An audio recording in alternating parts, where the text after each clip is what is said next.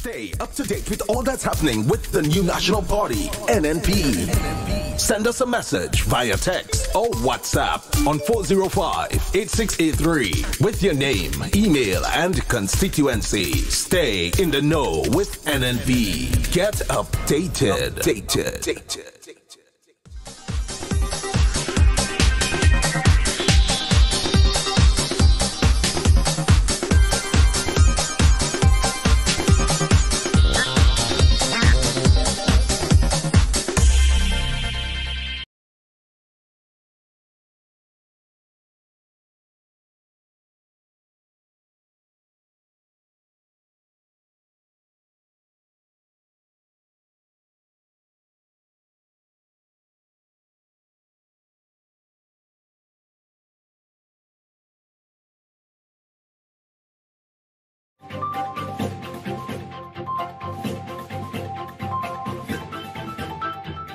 Pension Engagement Committee refers pension deadlock to Labour Commissioner. We'll have details to this story and more in the national report.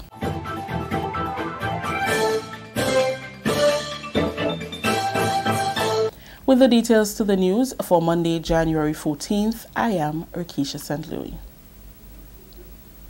Chairman of Government's Pension Engagement Committee, Honorable Oliver Joseph, has referred the deadlock in pension negotiations with trade unions and staff associations representing public officers to Labour Commissioner Mr. Cyrus Griffith.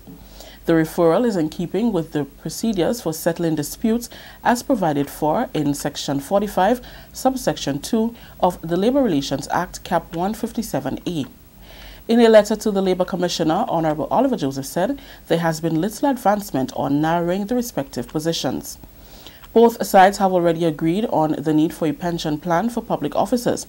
Government is offering a pension of 70% for its employees, which will require them to top up the pension paid by the NIS.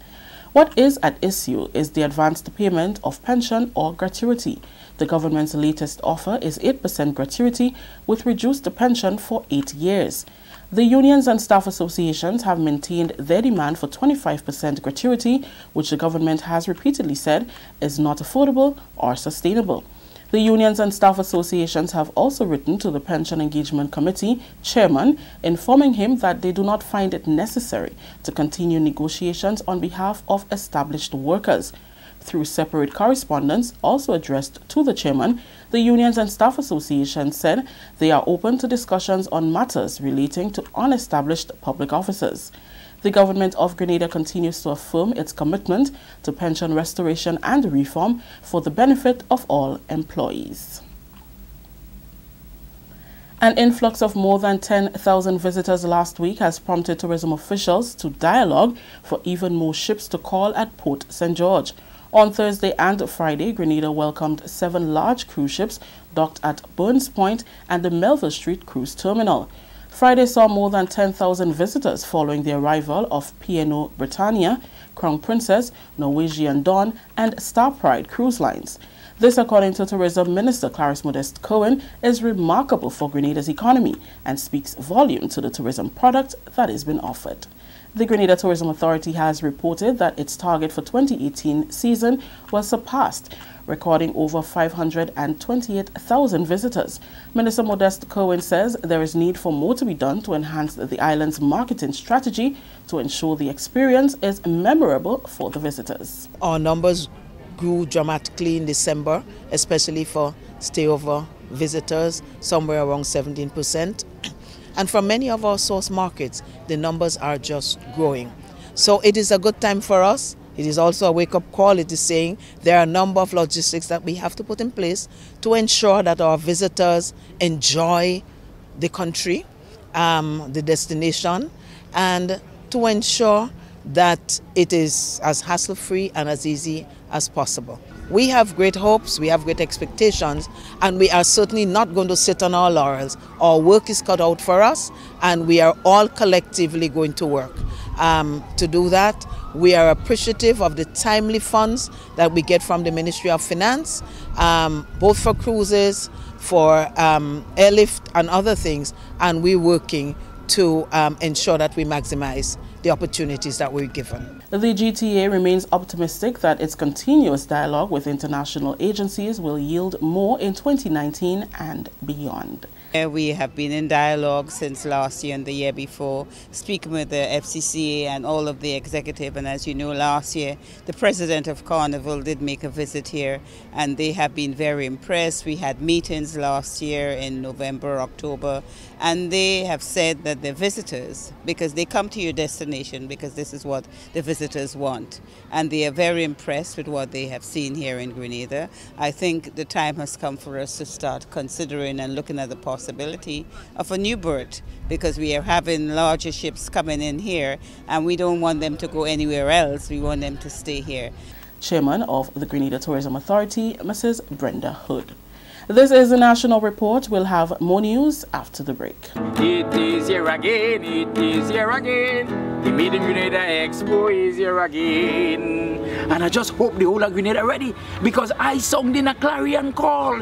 The Made in Grenada Expo is here again. The Made in Grenada Expo is on February 7th, and the public is encouraged to come out and give full support and buy out all local products on show.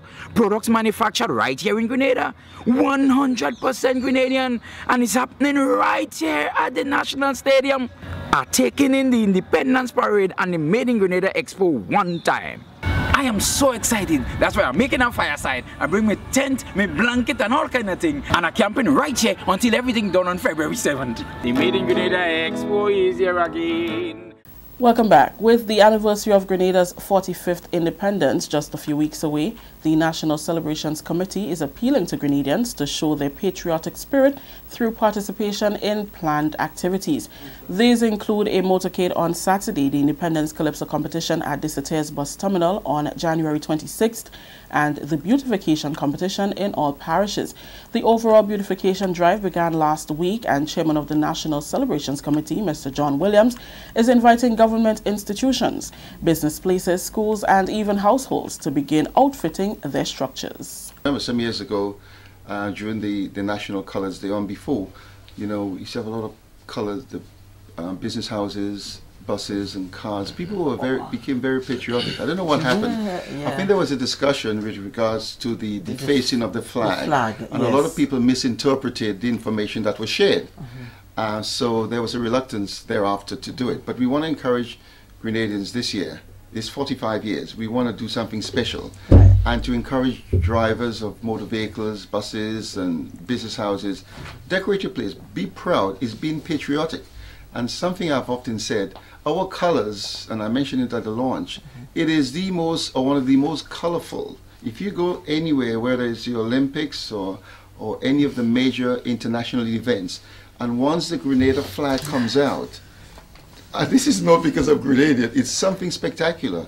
And I read somewhere, I was speaking somewhere, it was said that the Grenadian flag was one, I don't want to, third or fourth most colorful of all of the flags, and you can imagine how many flags are around the world. So we want to encourage our folks here to go out, you know, get your stickers, get your flags, especially on the motorcade. You know, we want to make sure we fly the flag because it's very colorful, and let's, you know, be patriotic, put Grenada first, so that people will feel this is something that we can own. It's our celebrations, we have come, we've reached thus far, and I think it's something we're looking forward to. So we encourage all of the business houses, you know, put something outside your business, make sure your flags are flown.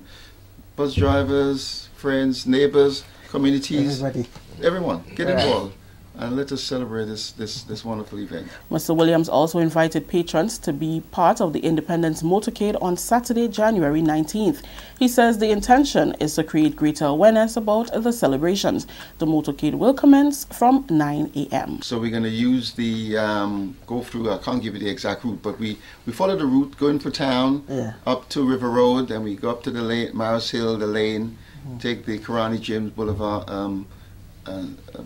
and then we go down to Sugar Mill, and go through the St. David's Road, the eastern side, and then we come down on the western side. Okay. We have certain stops, St. David's, we stop at Grenville, Right. and I'm made to understand that we're going to be accompanied by some of the Calypsonians. So each area where we go That will and be be, a lively there are going event. to be some Calypsonians there too. The theme for Grenada's 45th anniversary is celebrating 45 years, building resilience and enhancing and economic transformation. Finally, more than $1.5 million is pumped into the local economy through the Budget Marine Spice Isle Billfish Tournament, which celebrates 50 years this year. As many as 48 boats are pre-registered for what is expected to be a massive turnout this year. The tournament runs from January 21st to the 26th. Mr. Richard McIntyre, chairman of the Budget Marine Spice Island Billfish Tournament, says based on an economic impact assessment done a few years ago, the week-long tournament contributes more than $1 million to the economy. Certainly not less than 1.5 million US. There are a lot of things. The anglers pay 250 US to enter. Right? And it's a lot of anglers. But then we give back because our prizes alone cost us 50,000 EC dollars. Right. An added attraction is the 50th anniversary Grand Slam with a payout of 500,000 EC dollars to a boat that lands a fish weighing 1,000 pounds or more. The current record is 679 pounds. Committee member Clinton Bailey says the tournament promises much excitement. What will be different and totally different this year is that the parade of the boats is going to be a lot longer and it's going to be outside of St. George's Harbour. Let's say the stretch of Cherry Hill to possibly Quarantine Station, Ross Point, right, or anywhere there will be filled with boats. It'll be a nice Kodak moment. People can, it will be a sight to behold. Yeah. I think people all on the ridges there, Mount Morris and all, will be able to enjoy the Bibini Start. Bibini Start is all the boats line up outside of St. George's and all take off in a westerly direction when the cannon is fired off of the fort. The committee has also invited the 3 major chocolate companies in Grenada who have agreed to advertise their products for sale during the tournament. That story just ended the national report for today, Monday, January 14th, 2019. Let's recap the top story. Pension Engagement Committee refers pension deadlock to Labour Commissioner. On behalf of everyone who made this newscast possible, I am Rikisha St. Louis saying thank you for joining us. Until next time.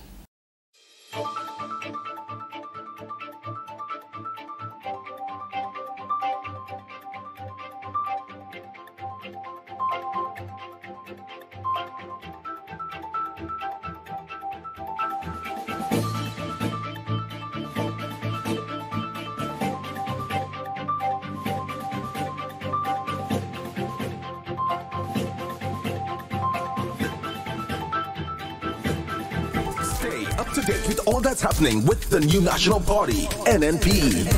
Send us a message via text or WhatsApp on 405-8683 with your name, email, and constituency. Stay in the know with NNP. Get updated. Government pension.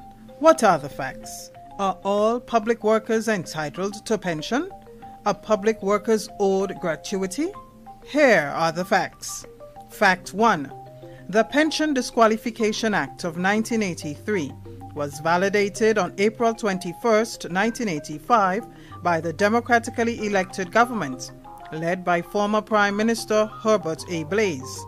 This means that public workers employed after February 22, 1985 are not legally entitled to a pension from the government of Grenada.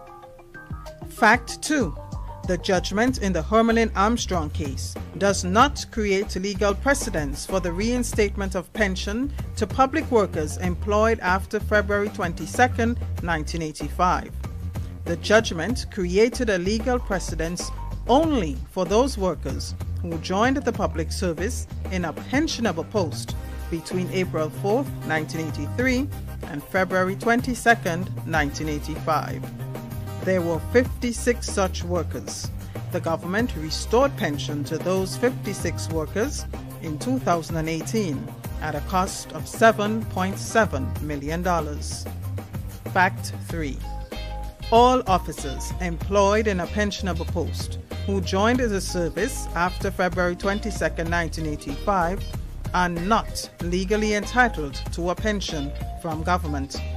They are only entitled to a pension from NIS once they meet the necessary requirements as per the NIS Act. Fact 4. The Cabinet's decision in 2016 to reform pension is rooted in moral and social justice principles, and it is not a legal obligation. Therefore, any agreement on pension is a win for public workers. Fact 5. The MOU signed between government, the unions, and staff associations in February and March 2018 stated that the pension regime which will be implemented must be affordable and sustainable. Fact 6. The proposed pension regime for public workers employed between February 22, 1985 and December 31, 2018, as stated in the MOU, is a non-contributory pension plan. Therefore, no deductions will be taken from workers' salaries to finance their pension from government. Pensioners also benefit from any future negotiated salary increases. Fact 7. It was agreed by all parties that a worker's annual pension would be a minimum of 70% of their final salary to be paid jointly by the NIS and the government of Grenada. Fact 8. Government is not obligated to offer an advanced pension payment, commonly called a gratuity. Government has proposed to make an advanced pension payment of 2% of full pension, an amount it can practically and reasonably afford given its current and projected revenue stream. It should be noted that an advanced pension payment is a non-interest-bearing loan that the government grants to the pensioner, which must then be repaid in equal monthly installments in the form of a reduced monthly pension over 12.5 years. Fact 9. Under the proposed 2% advanced pension payment or gratuity, retirees will be entitled to a higher monthly pension than if a larger advanced payment was given. Fact 10. If the government accommodates any higher rate of gratuity, the implications would be severe for the country, as this will translate to higher taxes such as VAT, income tax and property tax, higher import duties, the possibility that hundreds of millions of dollars in grants would be lost, lower expenditure in critical areas such as healthcare, agriculture, roadworks and youth development, retrenchment of workers. These are the facts. Government is committed to an amicable resolution to the pension matter for the good of all Grenadians.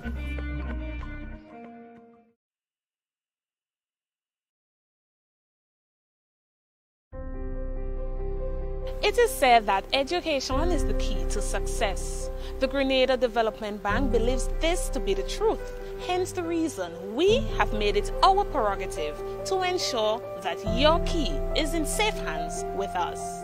Here is how you can unlock your success with an education loan from the GDB. We offer you 3 loan options. We've got our regular student loan, our work-study student loan, and our special student loan.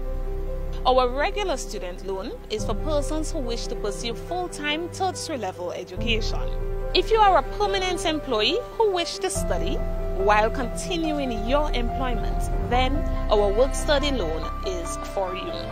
Our special student loan is in collaboration with the government of Grenada, geared towards vulnerable persons who would like to pursue higher level education.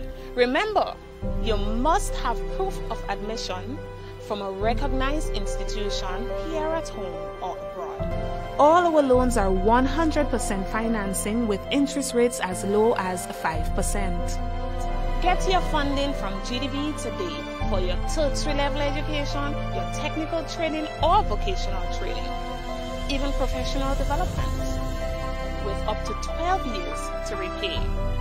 Your future success is today. Grab it now.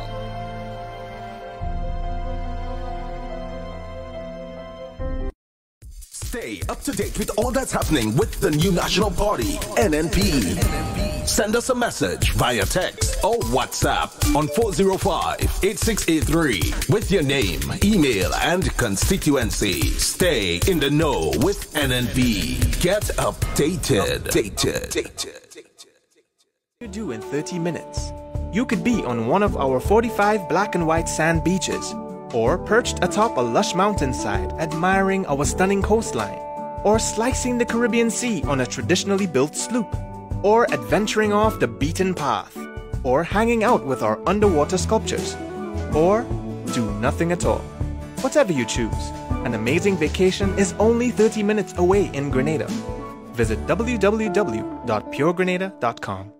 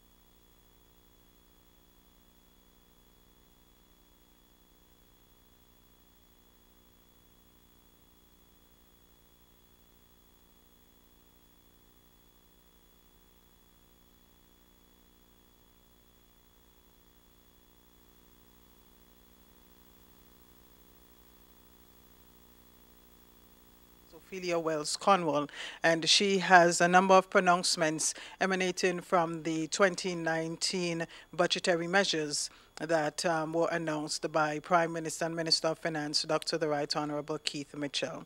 So without any further ado, Minister Joseph, I would like to ask you to make an opening statement with regard to updating us on the subject of pension negotiations. Thank you very much, and good morning to all our viewers and listeners.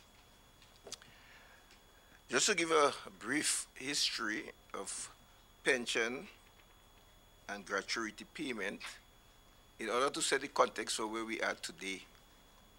So in 1958, you had the establishment of gratuity and pension for established workers with the public service, members in employment of the state.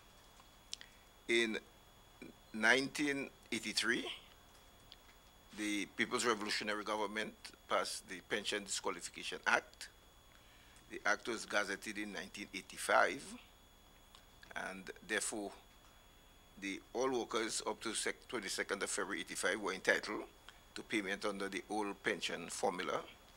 This government made a promise to restore and reform pension and engage the union in the process.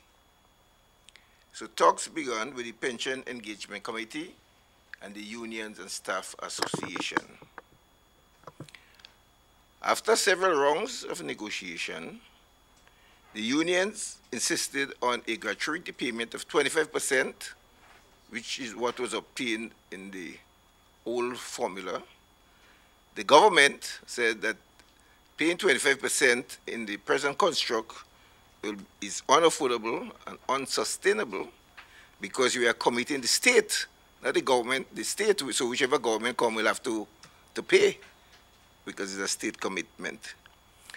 So after several rounds of negotiation, at the last meeting, last week Friday, in which the union attended, they asked that all the matters on the agenda be deferred.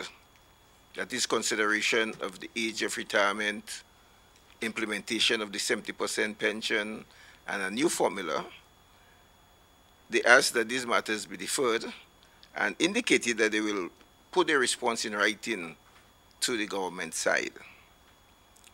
At that juncture, the government side declared deadlock in the matter since we were nowhere close to reaching a settlement because the union insisted on 25% and government insisted that, well, we cannot pay. So in that situation, the matter was declared deadlock and referred to the Labor Commissioner for conciliation in keeping with the Labor Relations Act. So if the matter is not settled, the dispute is not settled at the early stage of negotiation, it then goes to the Labor Commissioner for conciliation. And if it is not settled at the Labor Commissioner level, it is then sent to the Minister of Labor for mediation. So currently we are deadlocked. The unions did keep the promise in writing and to the chairman of the Pension Engagement Committee, indicating that they no longer see the need to continue negotiation, and therefore they will not be attending any further negotiation regarding gratuity for established workers. However, by a separate letter the same day, they wrote to the chairman indicating that they are willing to enter talks for unestablished workers. So that is where we are with the negotiation. However, under the MOU that was signed that was agreed to between the government and the Pension Engagement and the Staff Association, there was agreement on 70% pension for workers that were only entitled to NIS pension. Now, let me explain how the 70% will work. If you came in the service after 22nd of February 1985, currently you're only entitled at age 60 to an NIS pension. NIS pension varies from 30% to currently 58%, but can reach a maximum of 60%. The formula for calculating NIS pension is on your insurable earnings, that is maximum of 5,000. So if you make 500 contributions to NIS, you will qualify for 30%. And for every 50 contribution thereafter, you get 1 additional percent up to a maximum of 60%. That is how NIS. Bear in mind that government contributes 50% to the employee pension. So when you get the pension, you get your contribution, the 50% that you have been contributing, and the 50% government has contributed.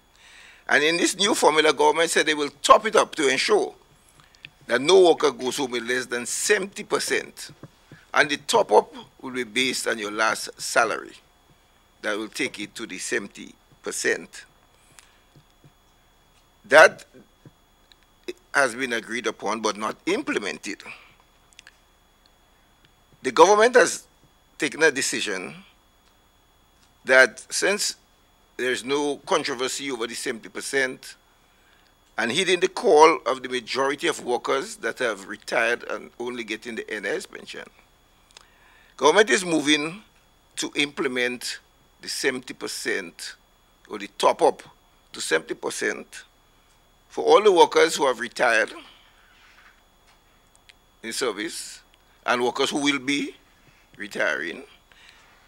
That is separate and apart from the gratuity. So we are speaking specifically here only of pension. When there is settlement on whatever formula is agreed upon for gratuity payment, these persons will receive it. And also, for the workers who would have retired from the service, they will be given it retroactively.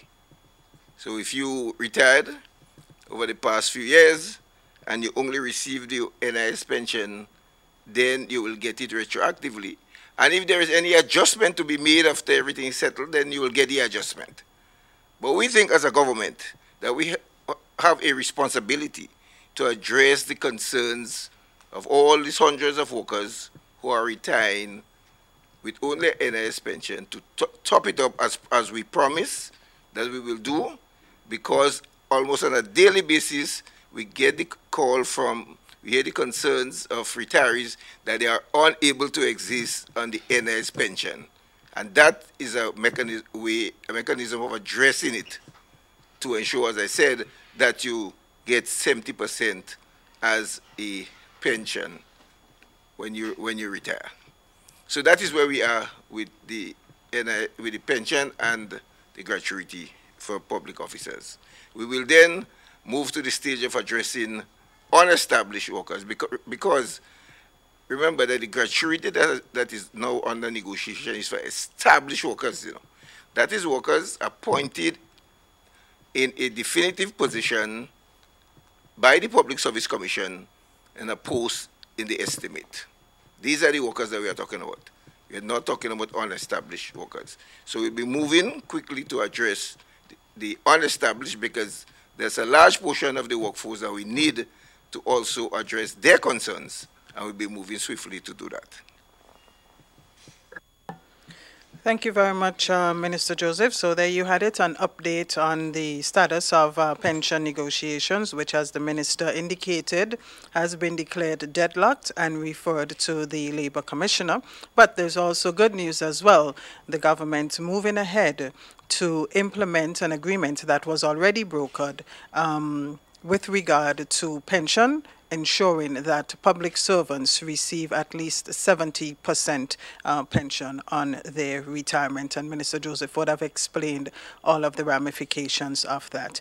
It is now time to invite Permanent Secretary Ophelia Wells-Cornwall to make an opening statement on a number of financial initiatives that are being taken by the government. And as I said earlier, these emanate from the 2019 budget that was announced by Prime Minister and Minister of Finance, Dr. the Right Honourable Keith Mitchell, in his presentation to Parliament last November. P.S. Wells-Cornwall. Thank you, Philomena. Good morning to members of the media, and good morning to the listening and viewing public. My presentation or short statement would be a mixture of what the Ministry of Finance is doing, as well as certain aspects of the budget, the implementation of the budget announcement as indicated by the Minister for Finance last year. So I want to start by saying that the government has decided to pay salaries to public officers earlier this month. So traditionally, we would pay the day before the last day in the month. So we are going to pay public officers on Monday, the 21st of January, instead of the 30th of January. Pensioners and ex gratia payments would be made on the 29th as per usual. Increment payments would also be made to public officers, and increment payment is to the tune of $3.6 million this year. Salary increases of 4%. You would recall that the government would have agreed with the unions of paying a 10% over a period of 3 years, 3, 3, and 4. So we are at the point of the 4% increase. So when we make that January 21st payment, we would be paying an additional 3.6 in increment payment, and we would also be paying $6.7 million additional in the salary increases for public officers. The 4% increase would also be given to pensioners. As you may know, pensioners, their income, it's indexed, so whatever public officers get by way of increase, pensioners would also receive same. This month also, employees nationwide would see a reduction. For those who fall within the category of paying income tax of 30%, would see a reduction by 2%. So the income tax reduction, 28% as announced in the budget presentation, would take full effect this month. And you can find that on either page 47, 48, 46, thereabout in the budget speech, as pronounced by the Minister for Finance. The increase in ex gratia payment also was an announcement, a budgetary promise, to a minimum of $350. That would take full effect this month as well. Persons affected here is some 314 persons, and for the seed payments, we normally pay the seed payments on the 3rd Thursday in the month. We would do that, so seed payment would commence on Thursday of this week.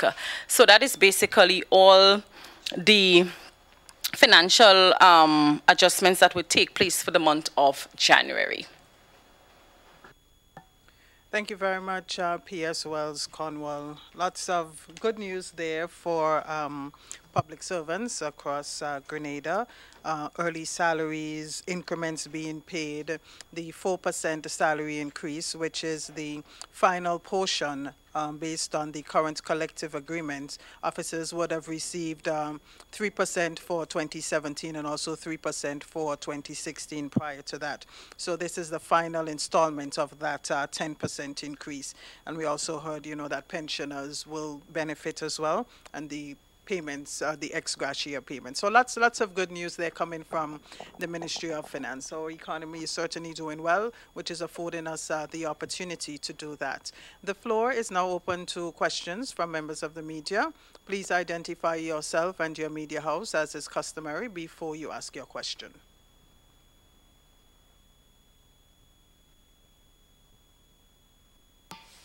Okay,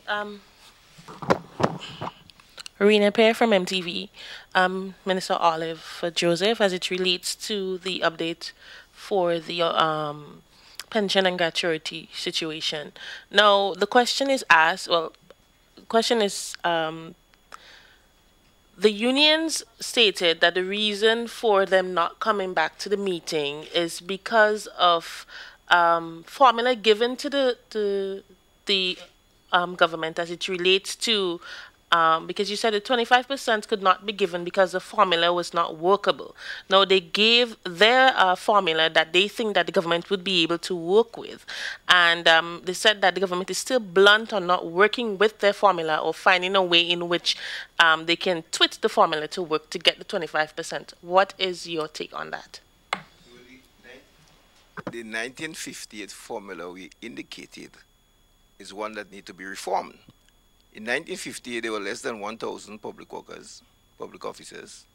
We currently have 6,250 employees, so we are saying that we need to, any formula we're coming up with must be reformed. It must be a new formula. They did use the old formula, and where it had 12.5 years, they went down to 11 years. So they still use the full pension times 25% times 11 years. And we indicated that we cannot afford that. And we have instead put on the table 8% over 8 years on the government top-up of the pension, which they refused and insisted that any formula that government advances must have 25% in it. And that is what they keep insisting on, and that's why the talks is in deadlock. So are you saying that there's not a formula that both parties cannot come up with that would make it 25%? No, what I'm saying is that both parties are so far apart with the insistence on the union that for any formula the government put forward must have 25% in it. Okay. And that is where we are.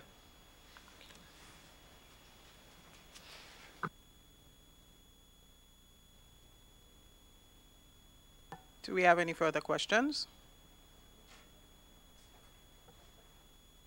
Rachel Bain, WPG10. My question is more, it's not really a question, it's more of a clarity. The 8% that the government is offering, is it 8% of the NIS or is it 8% gratuity? The formula, any formula that put forward is to deal with gratuity because we settled on pension already. So the 8%, 8 years, and the government top-up is when you, that is the formula advance for the gratuity payment, yeah, which is the advance payment of pension.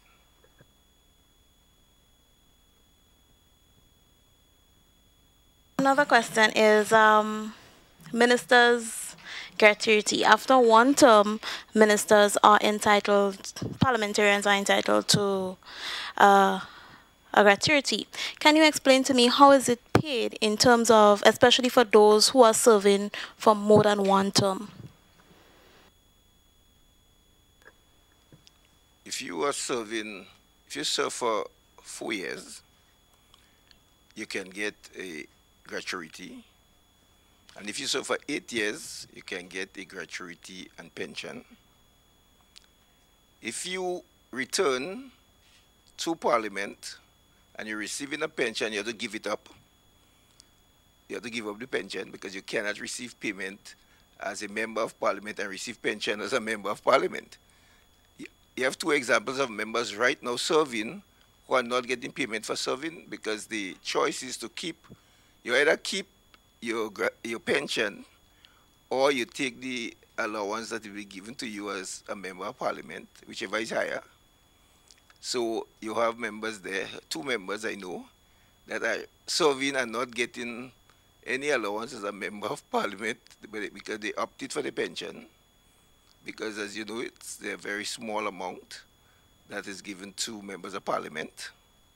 And members of Parliament have to, even if you make 2 terms, must wait until the age of 55 to get the pension. If you came in at an early age and you made you 2 terms, you still have to wait until the age of 55 before you could draw your pension.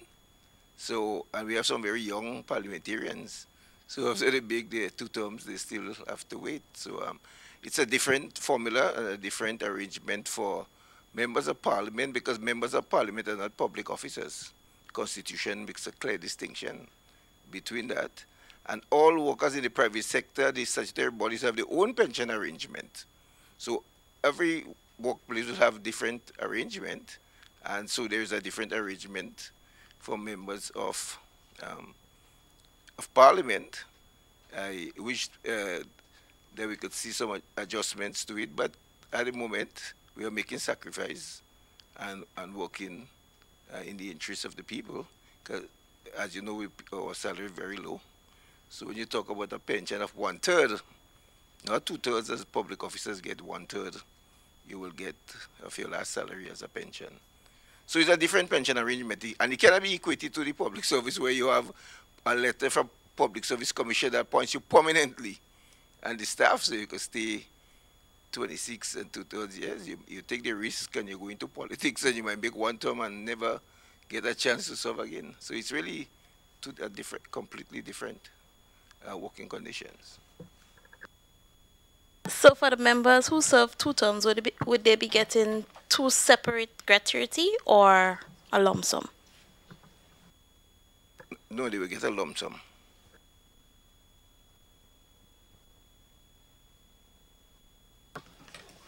Good morning, Delroy Lozan, GIS. 2 questions to PS Cornwall.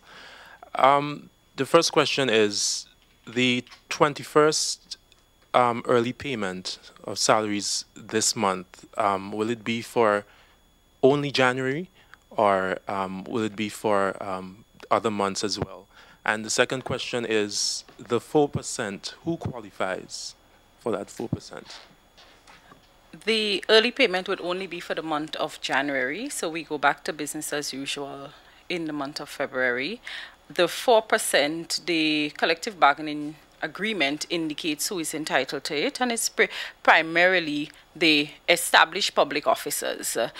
Traditionally, we would have had conversations around how we treat with contract employees within the context of the system, but it's clearly for your more so established public officers.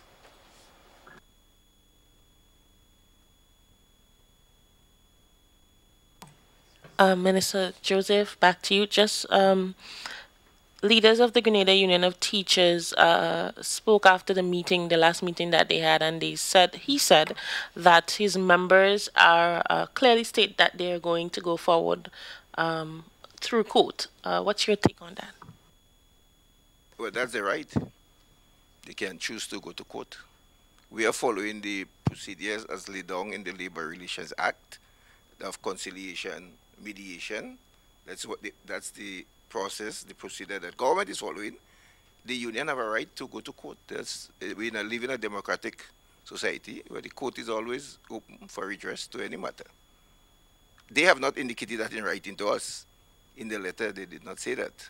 So I do not know what will be their position, but they have a right to do that.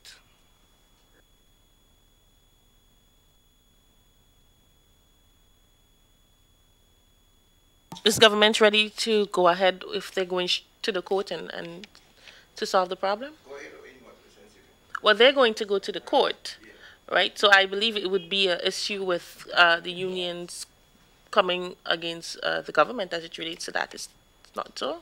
Well, if they file a matter in court and government is the defendant, government will have to go to court.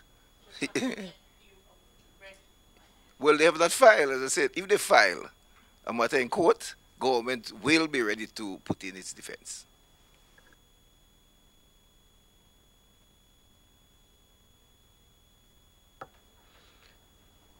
Are there any other questions this morning? Karima?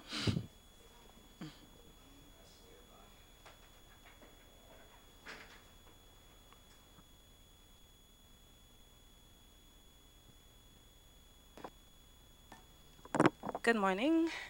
Karima Lewis, the New City newspaper.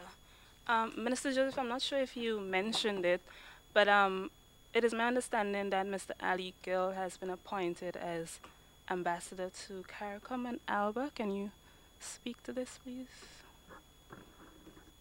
Yes, that's correct. He has been appointed as Grenada's ambassador to CARICOM. That was a position held by Dr. Patrick Antoine. As you, right, you know, he's no longer in employment, and Mr. Ali Gill has been appointed as ambassador to CARICOM. And Alba? I cannot speak to Alba, but I could confirm his appointment to CARICOM. How long is that appointment for? When will it take effect? When you announce someone appointment to an agency, say like CARICOM, or even to our next country, you have to first wait on what is called agreement. You have to wait on acceptance before you could announce when is the effective date. So as soon as we receive confirmation from CARICOM, then we will announce the effective date. So that's all we're waiting for now, for CARICOM to respond.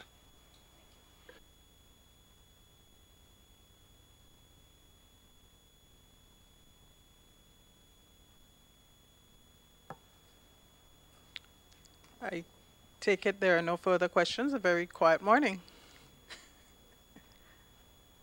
Last chance. No more questions? Okay, well, I'd like to thank you very much for coming to this week's post-cabinet press briefing. Just a quick recap of the issues we would have taken a look at this morning. We had the update from Honorable Joseph in his capacity as the chairman of Government's Pension Engagement Committee. He provided an update on the pension negotiations, the matter being deadlocked, being referred to the Labour Commissioner. He also stated there that government is moving ahead with plans to ensure that public officers receive their 70% pension. And we had a number of announcements from Permanent Secretary in the Ministry of Finance, Mrs. Ophelia Wells Cornwall, as it relates to the early payment of salaries for public officers. I am certainly smiling. January 21st. I'm sure many other public officers would be smiling at news of that as well. And also news of the increments and the salary increase being paid, along with the ex gratia payments and regular seed payments, that kind of thing. And all of that, also the reduction in income tax that takes effect this month, as announced in the 2019 budget. So thank you again, members of the media, for joining us. To our listeners and viewers, it's been a pleasure. Do tune in again next week. I am Press Secretary Philomena Robertson. Good morning. Government pension. What are the facts? Are all public workers entitled to pension?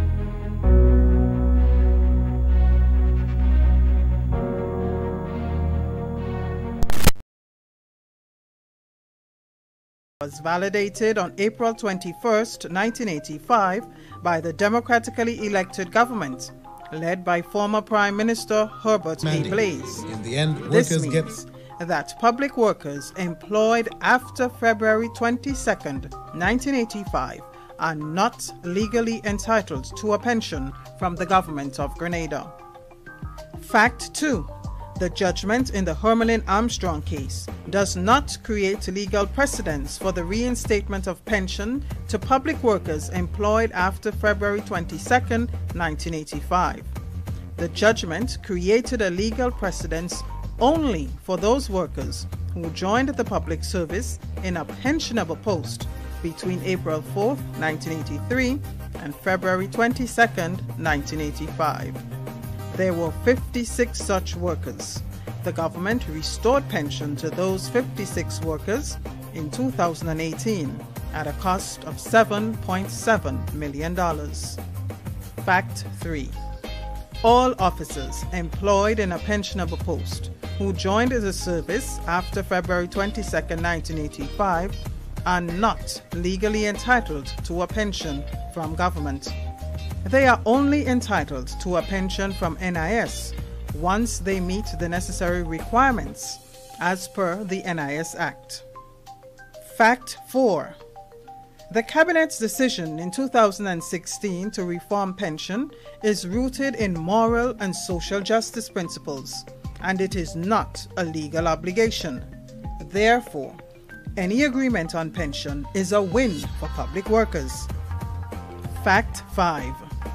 The MOU signed between government, the unions, and staff associations in February and March 2018 stated that the pension regime which will be implemented must be affordable and sustainable. Fact 6. The proposed pension regime for public workers employed between February 22, 1985 and December 31, 2018, as stated in the MOU, is a non-contributory pension plan. Therefore, no deductions will be taken from workers' salaries to finance their pension from government. Pensioners also benefit from any future negotiated salary increases. Fact 7. It was agreed by all parties that a worker's annual pension would be a minimum of 70% of their final salary to be paid jointly by the NIS and the government of Grenada. Fact 8. Government is not obligated to offer an advanced pension payment, commonly called a gratuity. Government has proposed to make an advanced pension payment of 2% of full pension, an amount it can practically and reasonably afford given its current and projected revenue stream. It should be noted that an advanced pension payment is a non-interest-bearing loan that the government grants to the pensioner, which must then be repaid in equal monthly installments in the form of a reduced monthly pension over 12.5 years. Fact 9. Under the proposed 2% advanced pension payment or gratuity, retirees will be entitled to a higher monthly pension than if a larger advanced payment was given. Fact 10. If the government accommodates any higher rate of gratuity, The implications would be severe for the country, as this will translate to higher taxes such as VAT, income tax and property tax, higher import duties, the possibility that hundreds of millions of dollars in grants would be lost, lower expenditure in critical areas such as healthcare, agriculture, roadworks and youth development, retrenchment of workers. These are the facts. Government is committed to an amicable resolution to the pension matter for the good of all Grenadians.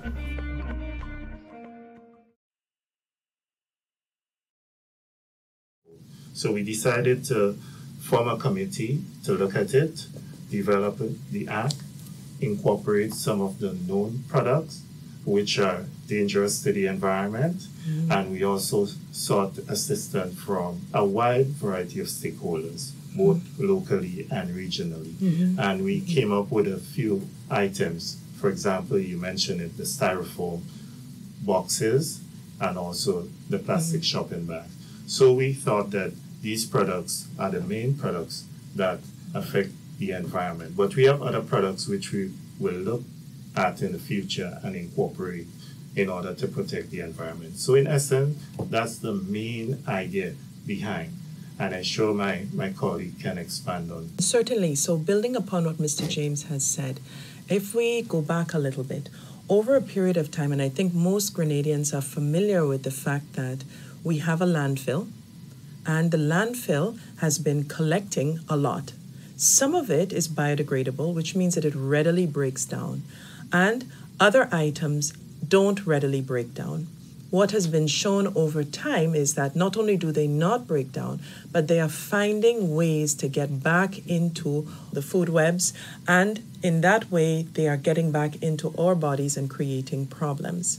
So Cabinet came together, appointed a sustainable waste task force to help to address ways, not just to say, oh, we have to get rid of it, but in a sustainable manner, figure out how we were going to address the waste that we produce. Okay, listeners, we've just heard from Mr. Ernie James and Mrs. Aria St. Louis on the Non-Biodegradable Waste Control Act and the purpose for such act. In the coming weeks, we will continue our discussions with both Mr. James and Mrs. St. Louis in the lead-up to the February 1st ban on the importation of single-use handheld shopping bags. That's our presentation for today. To have yourselves a wonderful day from the Grenada Solid Waste Management Authority.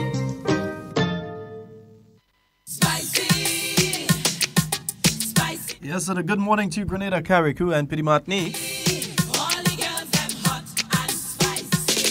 The rest of the Eastern Caribbean. This one is for the spice. Wherever you're listening, locally, regionally, internationally, outer internationally. Some from Grenada. We ain't come out to sue for dollars. We just want to make little sense. It's now 43 minutes after the hour of 10 o'clock on the Spice Isle of Grenada. My name is Sheldon Scott. I'll be taking you up until the 12 o'clock hour. Yeah, a short while ago we completed the post-cabinet press briefing. Yeah, some very important information being given out during that press briefing. But before we get into the post-cabinet press briefing, just to let you all know, yeah, you know the Vector Control Division of the Ministry of Health will be conducting fogging operations on the following days in the following areas. This fogging operation will focus on the National Stadium and its environs, ensuring that these areas are free of the Aedes aegypti mosquitoes in light of the upcoming cricket event. So today, Tuesday, the 15th of January, National Stadium and environs, including Queen's Park and Dabo, will be starting from 5 p.m. And tomorrow, Wednesday the 16th, River Road and environs, including Melville Street, the bus terminus and environs. Again, starting time 5 p.m. Let me say a special good morning to the staff out there at the Vector Control Division. Hope you all are having a fabulous day today. As you know, folks, there has been a dengue outbreak in the Northern Caribbean out there in Jamaica. There's hardly a time you don't have dengue in the Caribbean. There's nearly always dengue going around that. which is why the continued fogging is always important. But even more important than the fogging is keeping your areas clean. Yeah, so just a reminder again, the Vector Control Division of the Ministry of Health, they'll be conducting fogging operations in the following areas. Today, they'll be at the National Stadium and environs, including Queen's Park and Dabo from 5 p.m. And tomorrow, Wednesday, River Road and environs, including Melville Street, the bus terminus, etc. Yes, indeed.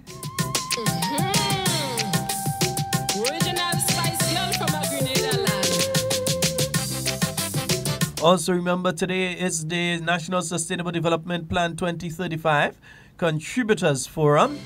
That'll be taking place in St. Patrick at the Mount Rose SDA School. That'll be starting at 7 p.m. So today at the Mount Rose SDA School in St. Patrick, the National Sustainable Development Plan 2035 Contributors Forum, that'll be taking place from 7 p.m. Come to Grenada right away. And where we have in Carriacou, we have the regatta. The Rainbow Jam comes right after. The oil long and AP. And further, the Ministry of Social Development, Housing and Community Empowerment informs beneficiaries of the Support for Education, Empowerment and Development Program SEED of an adjustment of payments for January 2019. Payments will begin on Thursday, this Thursday the 17th, and continue on Friday the 18th of January. It will then continue on Monday the 21st and will conclude on Wednesday the 23rd of January 2019. Payments would be made as usual at the Treasury and all district revenue offices. The Ministry of Social Development, Housing and Community Empowerment wishes all its clients and partners a productive 2019 and reminds all that payment of seed grant will be made during the third week of every month, unless otherwise advised. All right? Yes, so you could look forward for your seed payments. Yeah, you could go and collect your local, your little kakara. Yeah, you could go and collect it on Thursday. So those who collect money under the seed program, you could go for that on Thursday. But then we had the announcement today during the post-cabinet press briefing where we had the Honorable Minister, with responsibility for international trade, etc., the Honorable Oliver Joseph. And he mentioned, together with the Permanent Secretary in the Ministry of Finance, they would have mentioned that government continues to be resolute in relation to the pension issue, coming to a final conclusion on the pension issue. He would have mentioned that the issue has gone to arbitration at this point. But even while that is taking place, the announcement was also made that public servants will be paid early this month. We always say January has like 100 and something days. So they kind of reduce it. Reduce the amount of days in January. January does always be like a NDC month. It always like you eat like month end just can't reach. All right, but month end will be early this month, the 21st of January. So payments will be made as of Monday. Civil servants can go look for your salaries as of Monday. All right, and the civil servants who are within the range of VAT, they're paying the 30% VAT, they're going to be receiving a 2% off on that. Well, not just the civil servants, everyone who's paying VAT. But in the case of the civil servants, you're getting your money early and you're getting more money than you was getting otherwise.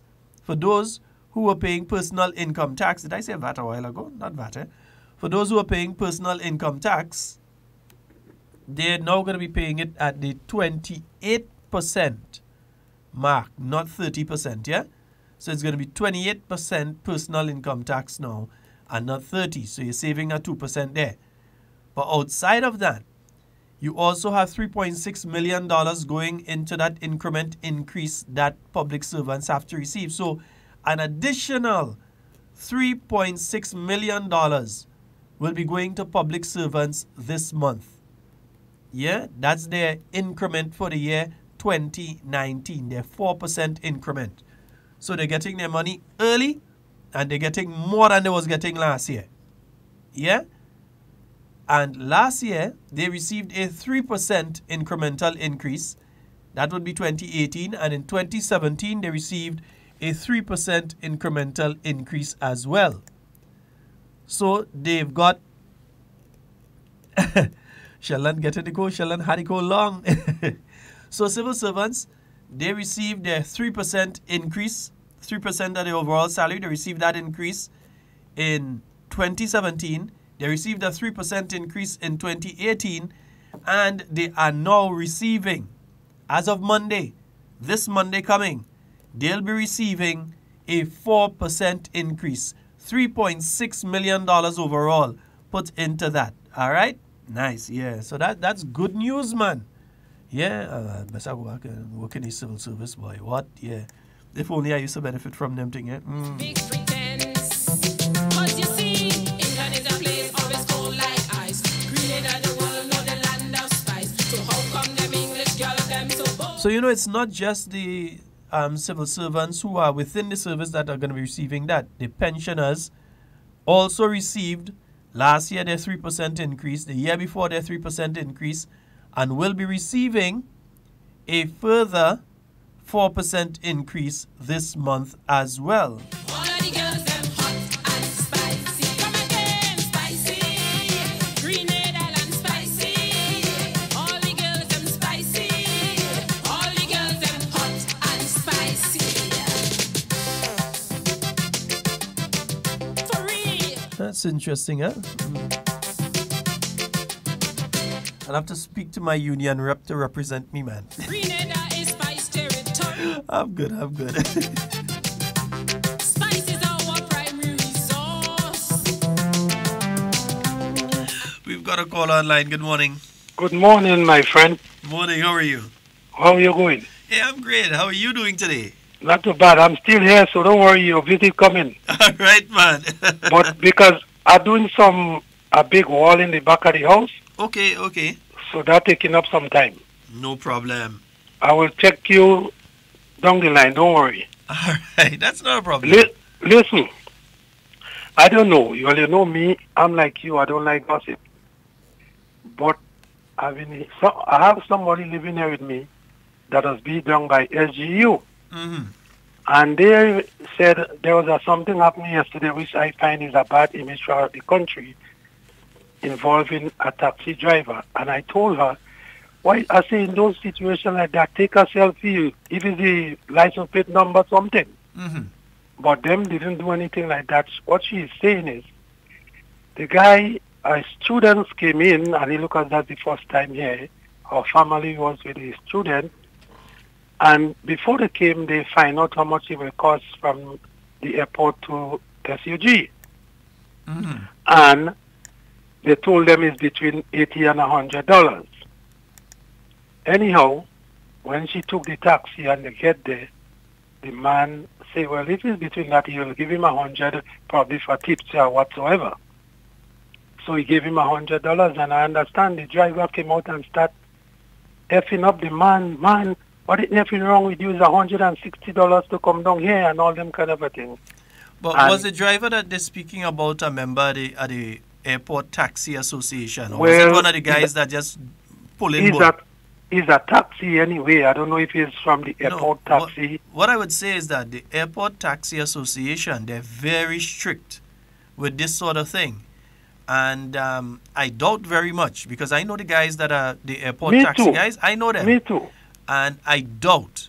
I'm saying, that's why I called you. Yeah. I say you will do a better investigation than me Mm-hmm. to find out if that is true, what I'm hearing, because it's not nice at all. It may or may not be true, but one thing I could basically put my neck on a block is that it's not one of the airport taxi guys that do that. Yeah, but still, it's easy to find out. Yeah. I'll tell you why. Because it's only yesterday the person come in. Mm-hmm. So it's easy to find out where it come from. If it's from those guys, easy, because the person wasn't here long. It's only yesterday, so they must know all who come in yesterday. Yeah, it mightn't be that easier because some of them flights come in loaded, but we could find out. Please, but it's definitely something that needs to be addressed. Do me a favor for me and see if you could find out more about that, because... About what time? if anybody is doing that, we need to put a stop to it. Yeah, but about what time would that have occurred? I think it's the evening time. Yeah. Okay, I'll find out. All right.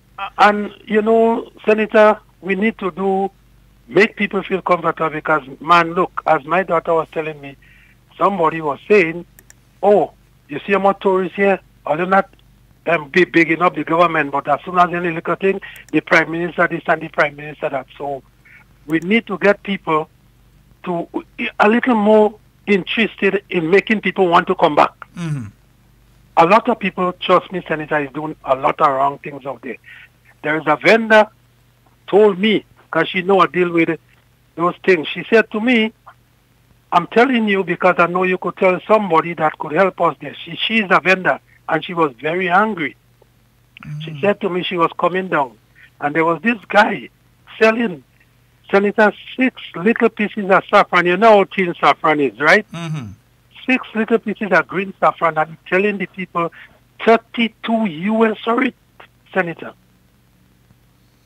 And she have to call on him and say, you are spoiling the image of the country. What are you doing?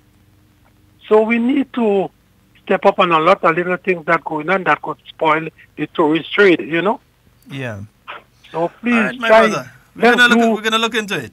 Let's do something to kind of stop anything like that happening. All right, no problem. Thank you very much and have a nice day, my friend. Same to you. Right. All right. Yes, indeed. I could basically swear for the guys that on the taxi association down there. The taxi men, they have an association. Everything from the way they dress to the way they keep their vehicles to the way that they operate. You don't see them harassing people and so on. They ask you if you need a taxi or so on. But I don't see them harassing people and so. So I'm not saying that it didn't happen, but I doubt it was them. And we could get to the bottom of that one. Yeah, we could try and get to the bottom of that one. Nice? Mm-hmm. All right, let me see if I could get something here. When Grenadians bound to get cross, because Jamaica is the reggae land, Trinidad is the home of band. So sing it out, sing it out, sing it out, boy. Sing! Grenada is spice, boy. Tell them flat. Civil servants Tell them English girls, they boy. will be receiving their salary early this month by the 21st. So on Monday,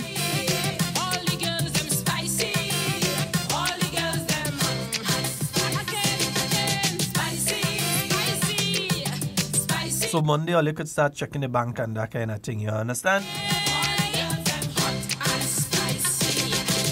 So till then, hold strain, hold strain. Yes. Original.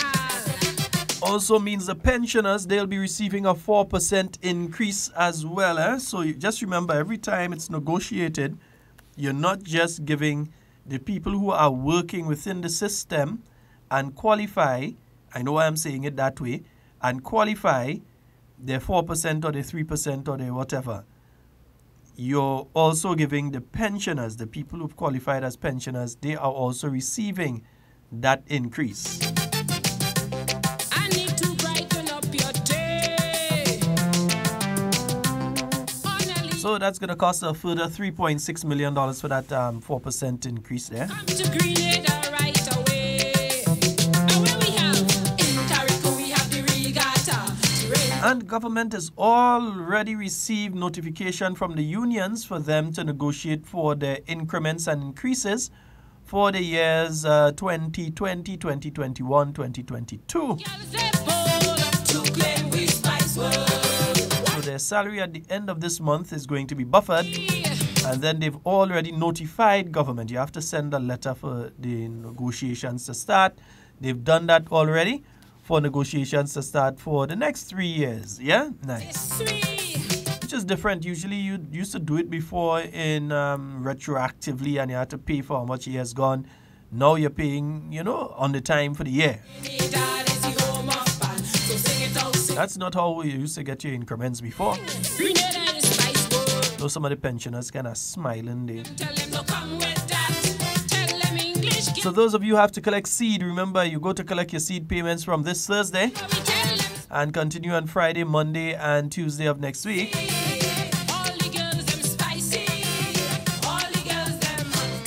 and concluding on Wednesday of next week.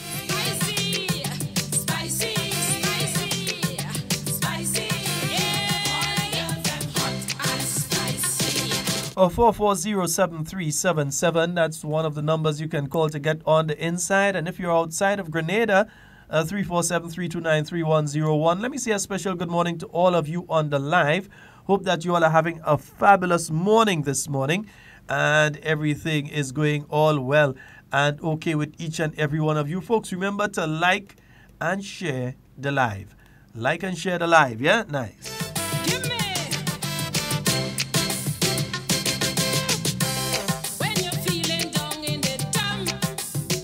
Pretty sure you won't hear some people speaking about that positive development. You know the new National Party government pays on time. Right now they're looking to pay even early. Speaking to a teacher friend of mine recently, and they were saying that, look, even though they got the deduction, they still got the money on time.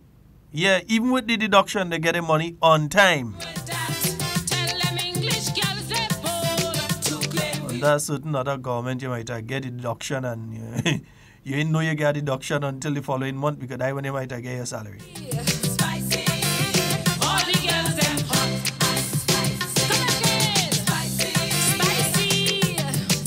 Yeah, not me, teacher says so. Making a point. Yeah.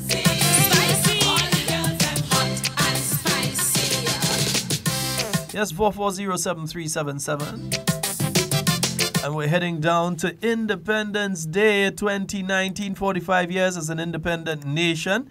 And let me see if I could just get the schedule. Oh boy, my schedule of activities seems to have disappeared. Yeah, but it's under the theme, building resilience and enhancing social and economic transformation. Yeah.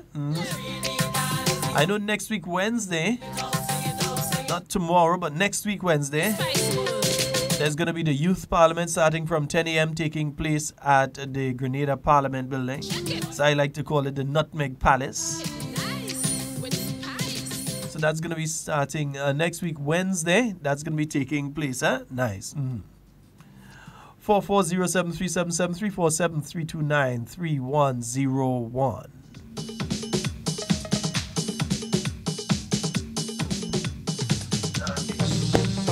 We have a caller. Good morning.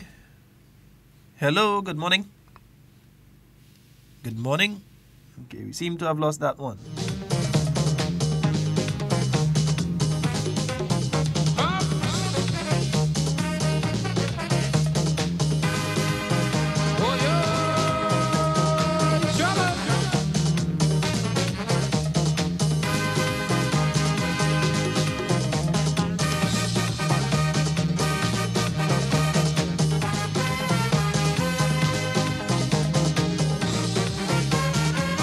Also remember this Saturday, the Independence Motorcade. Yeah, that's going to be going around the island. 15 years in Washington, last day she came to jam for the carnival. Who sent she? I don't know, but she very lucky to bounce up. Independence Calypso competition. It's taking place Saturday the 26th at the Sauters bus terminus. I want to wine. I say, honey, it's going to be starting from 8 p.m. Once you come keep up the pace, you're in the right place.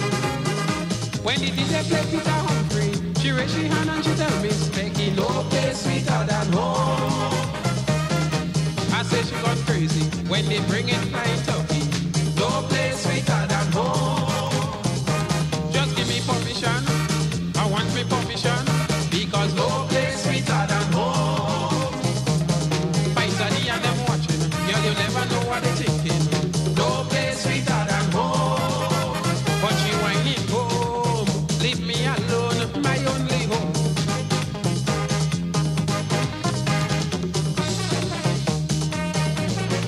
Oh, you found me. Found me.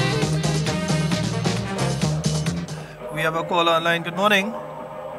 Hello. Yes, good morning. Morning. You need to take the volume in the background. Sheldon. Yeah, you need to take the volume in the background down. Hey? You need to lower the volume in the background. All right, hold on. Yeah, killing me with that one day. Yeah. Need to take it down. Nice. Yes, indeed. Yeah, good morning. Morning, sir. You know who calling? I ain't make out the voice yet, man. You don't know Bull, eh? You forget Bull in truth. Are they home now, you know? You're on retirement, sir? Yeah. Ah, wonderful, sir. Yeah. So What I sit down here, and I hear you speaking, and my whole body change. My whole body change. I say, let me give you a call on that. I say you're real good, and you don't really give us good information about what you now say there about the pension and salary and negotiation and all them type of thing. Yeah. I feel pleased with that. And Mr. Man, I keep up that good work. No Have problem. them fellas and the AZ, NDC fellas and them just show out what you know that is correct and what is right. Because we're listening. I one of the fellas that don't listen when I was to work, and now at the home I'm still listening. Because I love to hear all you give good information. So now you and Green Man got lime. Yes. That's me real body. That's me real body. That's me real body. I know sometimes when I see all you like Bam, when I see one, I see the other. That's me real body. Yeah. All people just say things, but that's me real body. So, Mr. Man, don't let down your guard. Keep up the good work. All right. And I appreciate that how you're coming out there. No problem, sir. All right. Have a pleasant day today. Same to you. All right. Take care. All right. Yes, indeed, folks. Yeah, we have international cricket on its way to Grenada. Yeah, that's why we say no place sweeter than home. We know what we're saying. Home, leave me alone, my only home. Yeah, when they visit Grenada, you know they come in and drink some coconut water. Yeah, they're going out in Clark's Court and get some amazing. Going up to the chocolate factory to get some Jouvet. Go up to the sulfur spring and take a nice little soak and massage.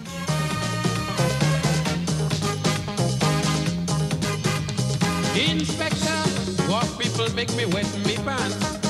Right around the island, yeah? Boy, I had to dance. Going to visit the Granatang Lake. Cruise on the rum runner. I went for dinner at the Nutmeg restaurant and bar. Brenda behave, Brenda behave. Nice. Hey, good morning, Sheldon. How are you? I'm quite fine. How are you doing? Okay, everything okay. I say, how you find now? Well, Devon. I actually have not heard from him this morning.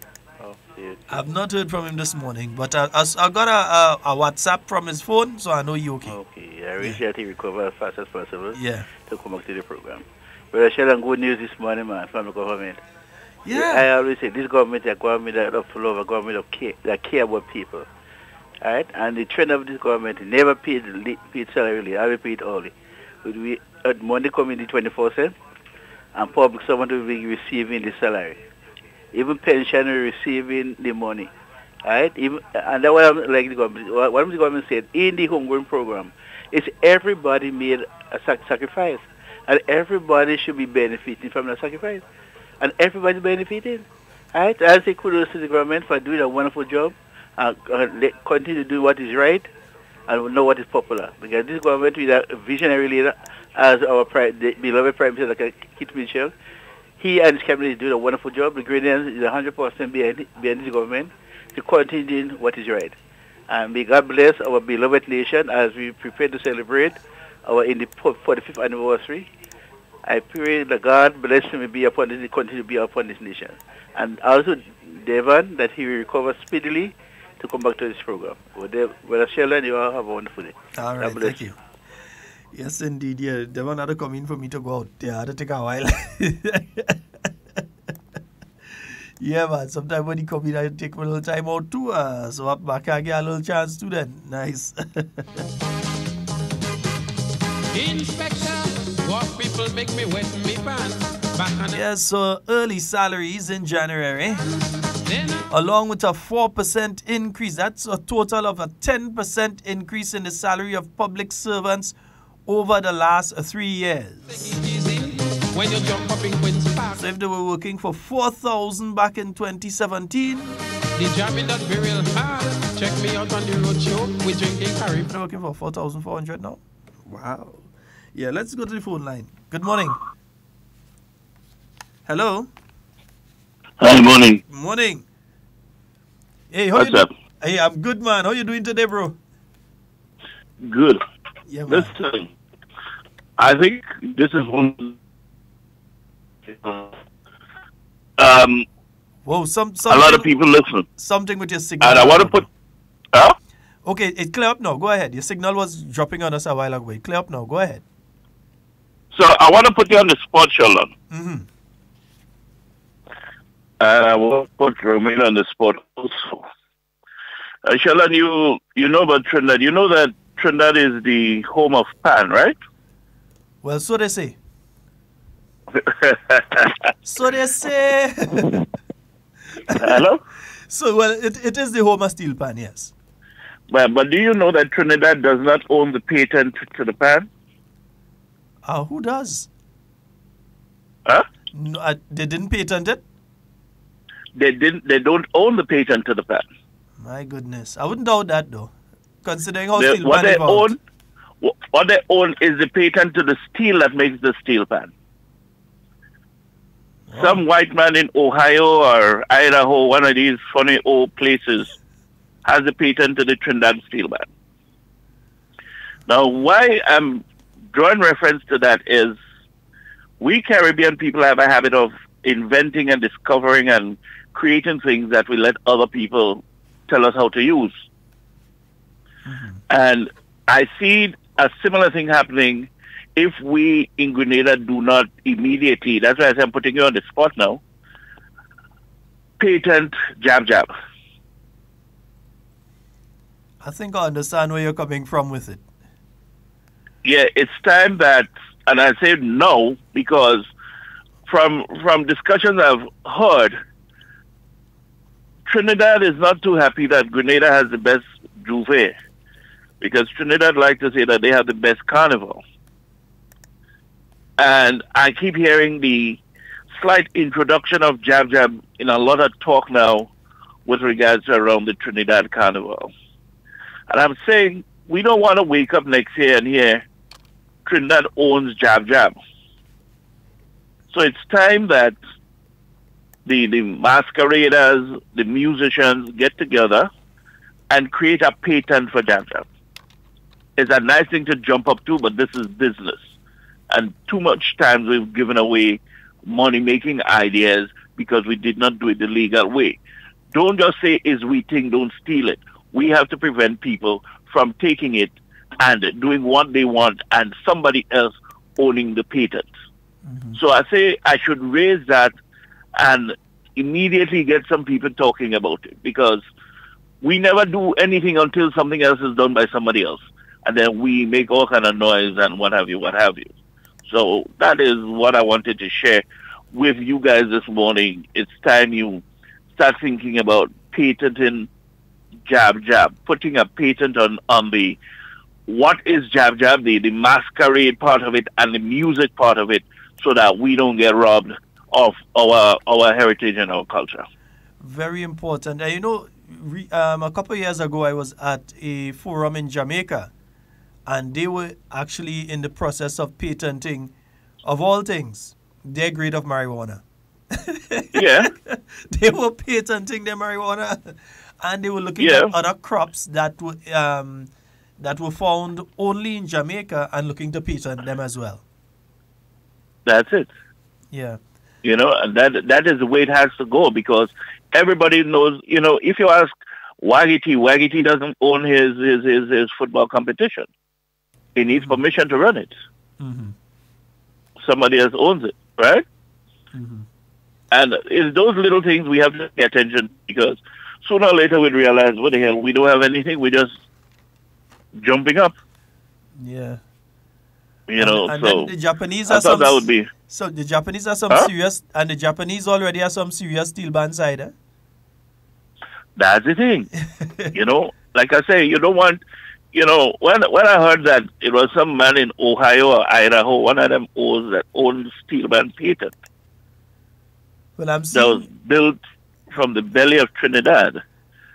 You know, we don't want that happen to our jab. And it's fastly becoming a worldwide thing. You know, jab is all over the world now, and so we don't want somebody to see how we are making some money with it without us getting the benefits. Because in patenting something, it's not necessarily that you're the first that created. It's you the first that went to the patent office with it. That's what they look right. at. They don't care about who spent billions of dollars to create something. Once you're the first person that comes to the patent office with it, that is who they recognize. Yeah, so that's why I say we need to get the masqueraders to do a perfect design of what jab looks like, and the musicians to come up with the jab, you know, what is the jab song, so that when you go to the patent office, you have that down lock pack. Anybody comes after, they would have to ask permission, seek permission to use what we have created. Mm-hmm.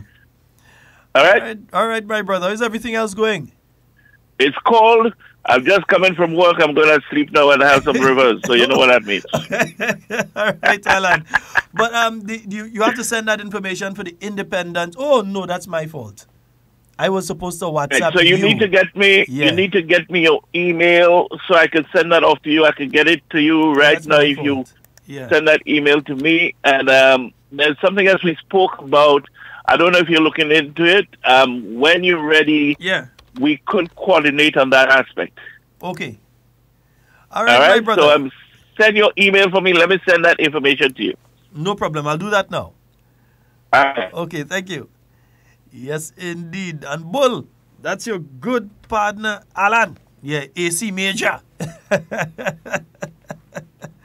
Yes, indeed. 4407377. Yeah, and I think he has a point there. You have to start patenting different things. And because if you realize in Trinidad now, everybody jump onto the jab bandwagon. Yeah. And looking at some regions' carnival, we Grenadians have no behavior when we're ready. I've been looking at some carnival in St. Croix and so on. And yeah, you're seeing a Grenadian jab out there. With oil and thing, you're seeing the Grenadian jab. Big or small, you're seeing the Grenadian jab out there in the different functions and so on around the Caribbean right now. We have a caller online. Good morning. Good morning. Hi, morning. Brother Sheldon, how are you doing? Hey, I'm fine. How are you doing? I'm good, man. I'm blessed, thank God. All right. I must give support to that gentleman who just spoke, and I think it's very important that we go ahead and look into that immediately. Also, I must say a very good morning to my brother. He called earlier, and then Brother Bull. Yes, I want them to know that I'm listening.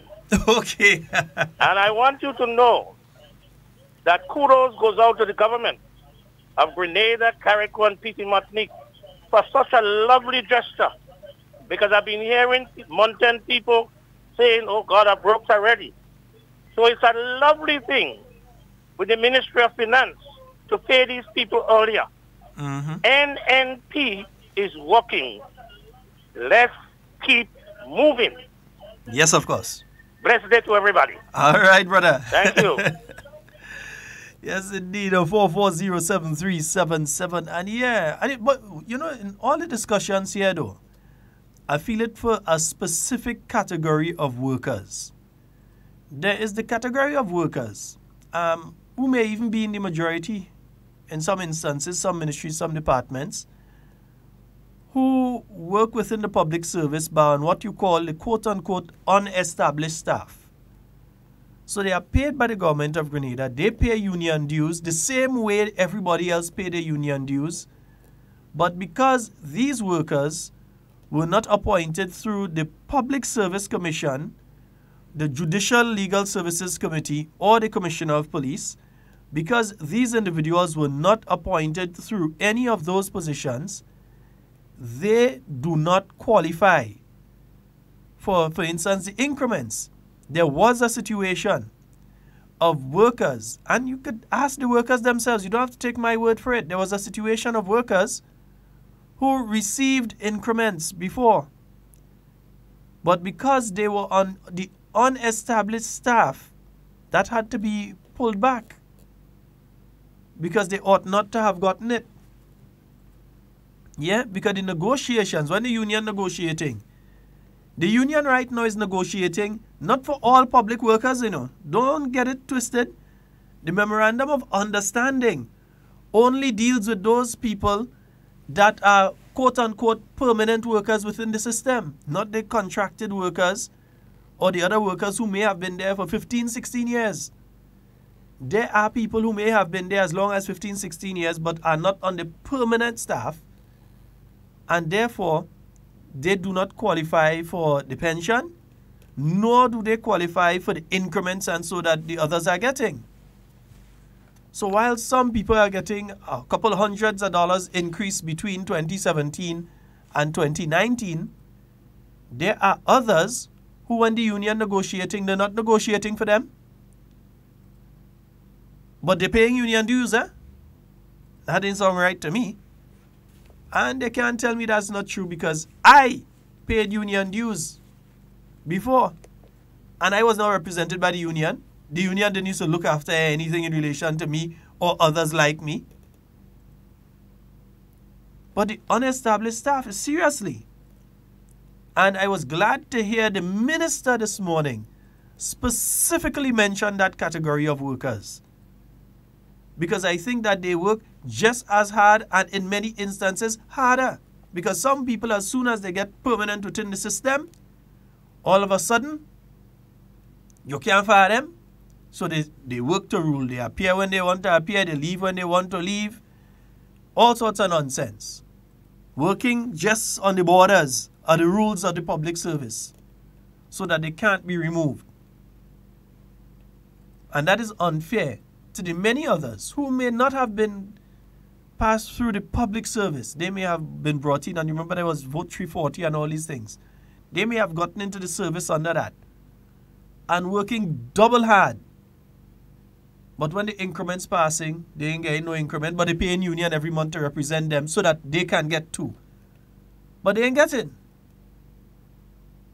That, in my view, that is kind of unfair. I ain't like that one. Nah. Union only need to check on those people too. Government is checking on them. You need to check on them.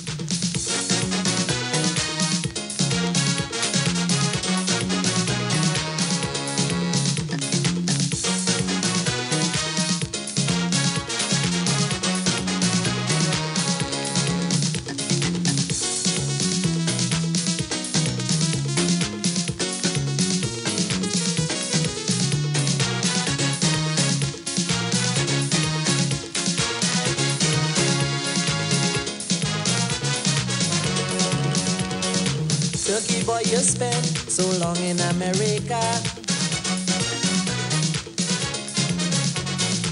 What's your opinion about life in Grenada? How have we advanced? Tell me what progress you see. What's your opinion? Express it openly. Well, my friend, I can't deny there is progress to be seen. Let me explain clearly so you can understand what I mean. There are ways in which your nation has gone forward rapidly, yet I see mixed and uncertain destiny. We have come a long way. People, let me tell you, we have come a long way, oh Lord. Yeah, so imagine that a person that's working for $4,000 in 2017 in the public service would now be working for $4,400 due to the 3% increment received in 2017, the 3% increment received in 2018, and the 4% increment that they're about to receive at the end. Well, not even the end of this month, it's before the end of the month. Yeah, it ain't no end of month this year, is before the end of the month. Right, so on the 21st, yeah, we have a $400 increase there. What with retrenchment and unemployment figures on the rise. The person working for $2,000, they would have received $200 extra on their salary as of the 21st. Now it's going to be up to $200. We have come a long way. But again, that's only those that are within the established system, yeah? is why when they call a strike, you realize a lot of people was going to work still because they say, no, well, Ollie doesn't negotiate for us. Yeah, he said we paid Ollie and Ollie doesn't negotiate for us, so we bother with Ollie for. Nah, man, they ain't bother with them. Yeah. We might disagree, but respect my opinion. So I'm seeing here for a friend of mine, Jab Jab is trademarked and owned by the... let me see where. Right. We have not signed the Traditional Knowledge International Convention yet. And Grenada needs to patent. Jab Jab, It's difficult to patent it. All right. I think me and you going to have to have a conversation because I get it in pieces. Yeah, we got to have a conversation now. We will be closer to social harmony. 4407377, folks. That's the number for you to call and get on to the inside. We have come a long way, oh Lord. We have come a long way. It's a beautiful Tuesday on the Spice Isle of Grenada. 26 minutes after the hour of 11 o'clock. And we're live on 97.5 City Sound FM. CRFM 89.5. 92.9 Sister Isle FM. And 94.9 out there in Brooklyn. Peaceful and very understanding. We have come a long way. We have promoted much local skill and talent. And imagine while you're speaking of increases, yeah? So you're speaking of increases for public sector workers and so. And if to promote sports and culture. And that's outside of things like scholarships and so that they receive and study leave, all that kind of thing, you understand? That's just so. If this is development, then my friend, I want you to know. We have come a long way. We have come a long way. We have come a long way. Yet we have a long way to go.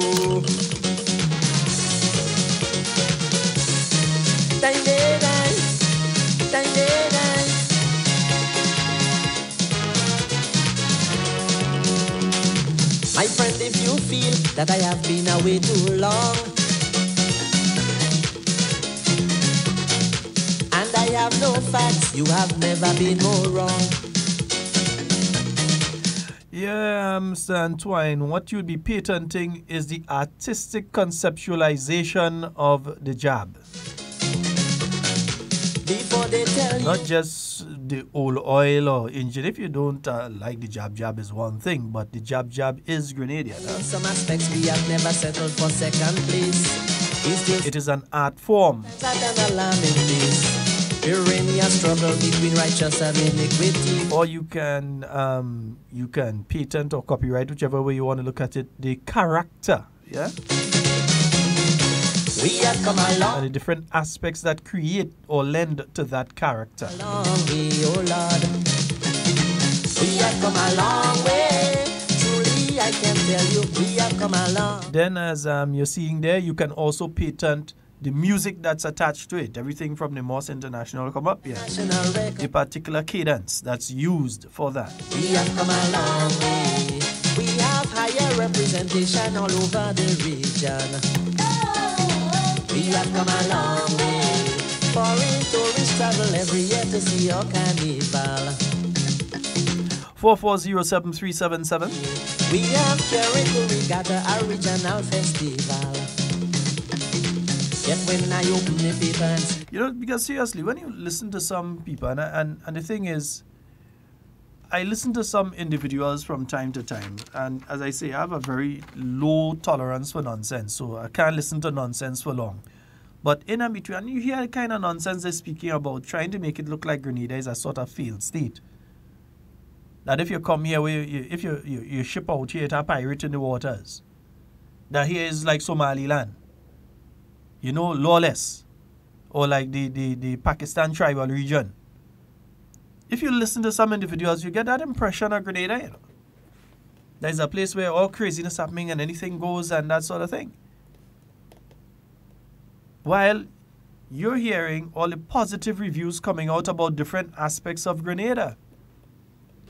You're hearing about the Grenadian economy and how the rest of the region and the rest of the world looks to Grenada as a model of how to fix your economy. You're seeing increase, because I'm looking at the newspapers and I'm looking online, and constantly I'm seeing people putting out that they need people. I saw Radisson asking for people just over the weekend. I tend to not put out too much of them these days because when I do it, instead of contacting Radisson, people contacting me and asking me if I can't get a job for them. What are you contacting me for? The mere fact you contact me means that you're too lazy, you're not supposed to go and work there, so it ain't make no sense I try to help you further. I mean, you're lazy. You see, I put out something that says contact Radisson, so. So first of all, you're looking for a shortcut, and secondly, you're too lazy to do the job for yourself. So in my mind, immediately, you're not a good candidate. I see Radisson looking for people. You see Silver Sands from time to time looking for people.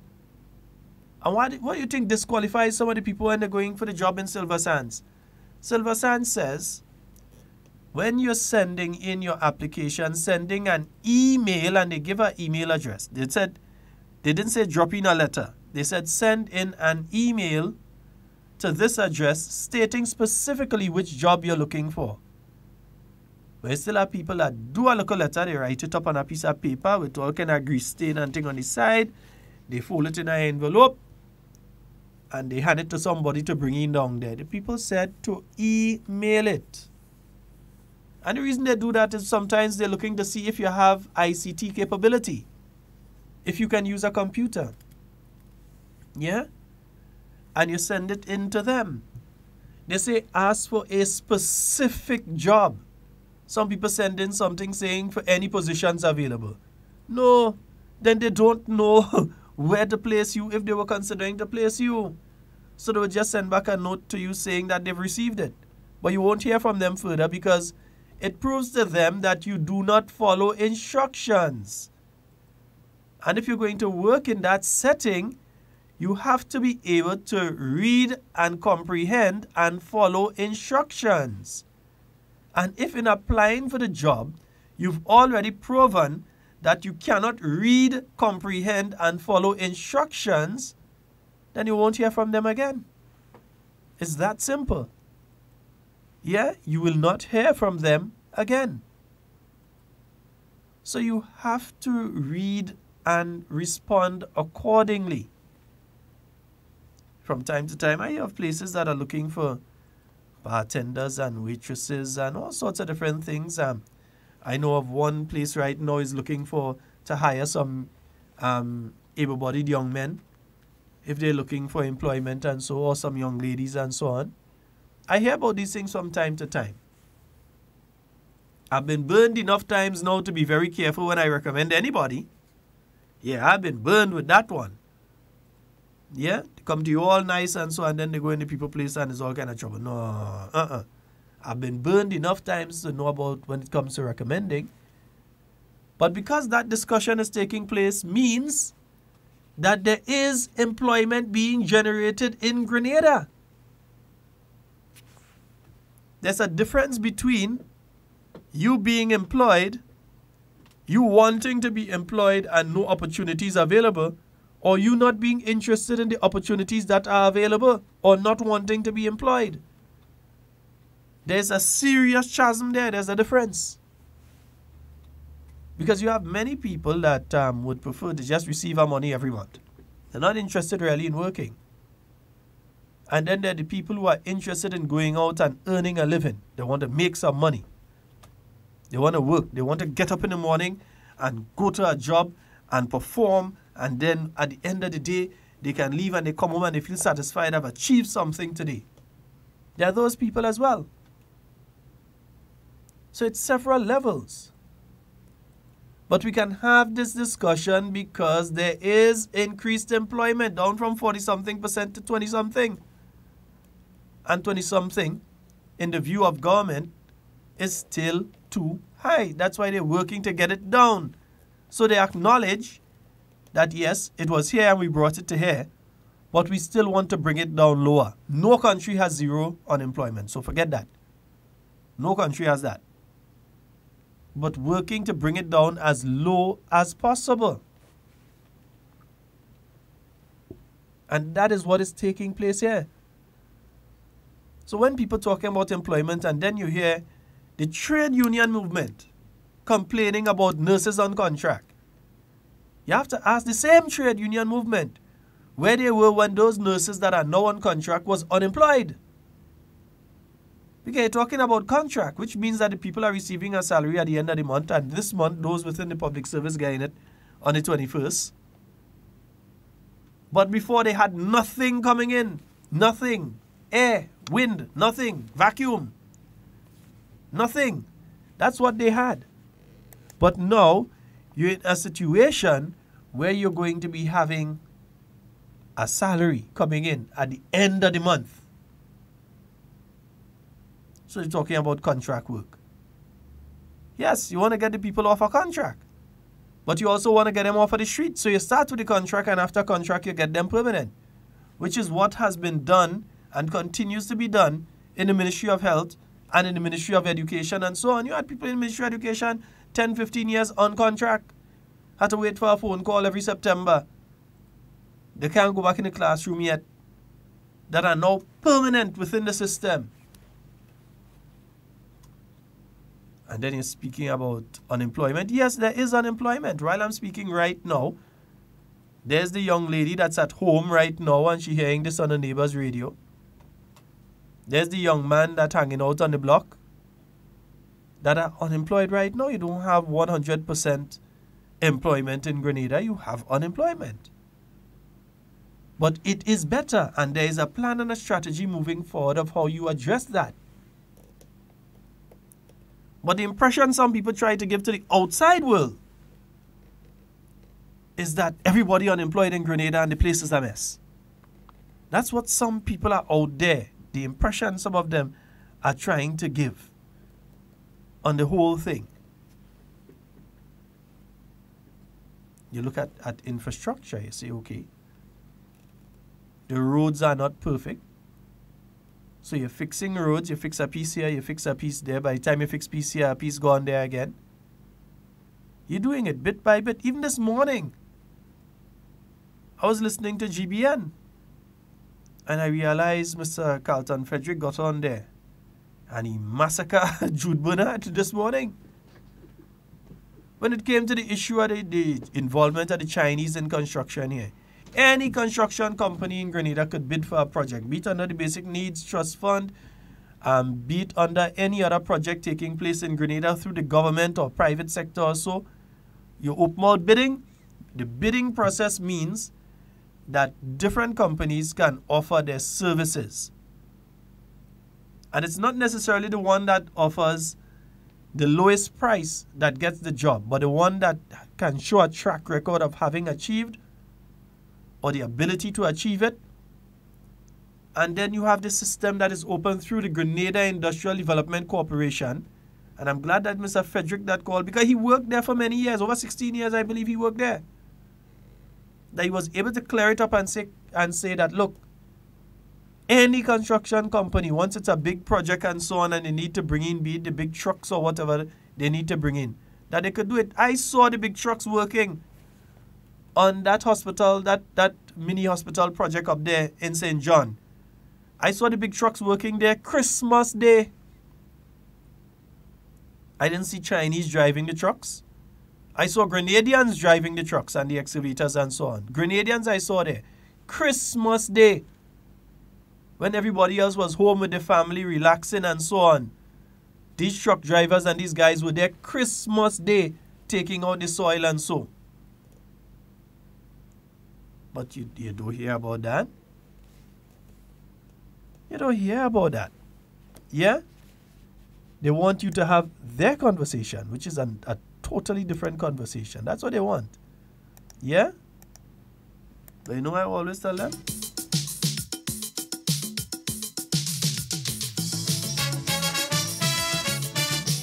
I'm proud, I'm strong. I am a Grenadian. Yes, man.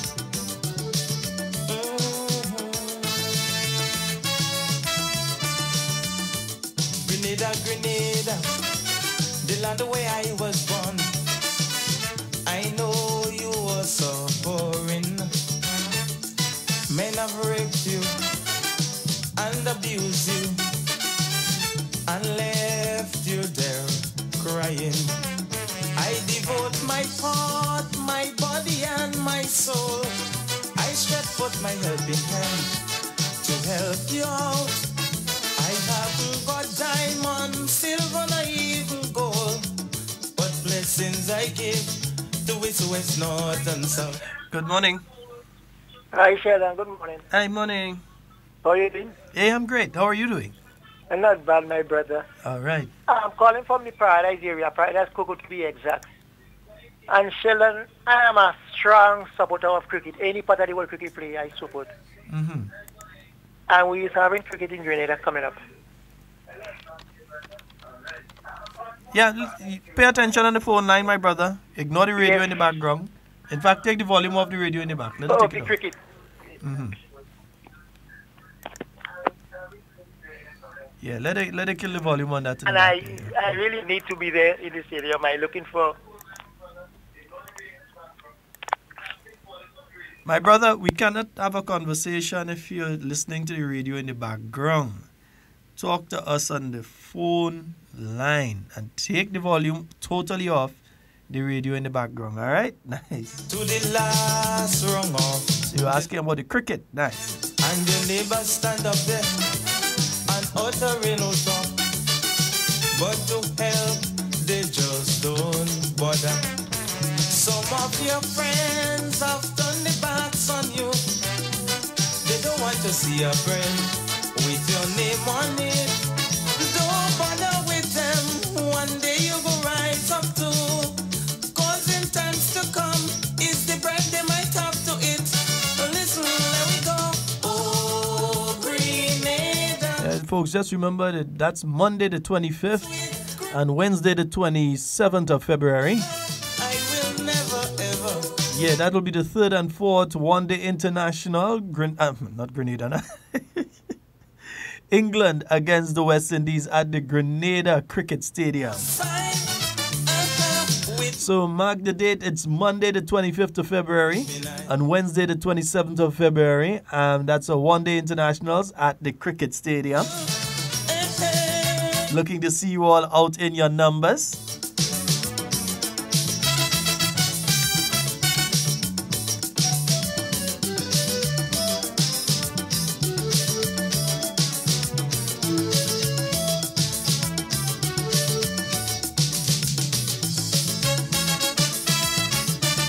Deepo, you want to congratulate? I say Salambi. My good friend, now Ambassador Ali Gill. And to his appointment as the CARICOM ambassador. To defend your position from all those. Cousin Christine, good morning to you. Who just come to take a bite and make their own decision. And boast to the world that they are the reigning champ. While your friends them happy, had times they were going through, they still wouldn't help you out if you beg them please. But woe unto them, little do they. And folks, police are still in search of escaped prisoner Hayden Phillip, yeah? Any one of you seeing or having information as to his whereabouts, contact your nearest police station. I will never, ever let you down. Oh no, I'll always be your support. Right here by your side, with my arms around you to wipe your weeping eye.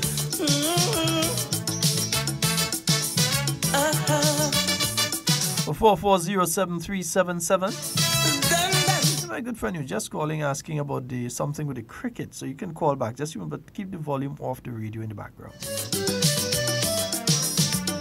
So for those of you that may just have been joining us, remember today and tomorrow fogging operations will commence around the National Stadium and environs.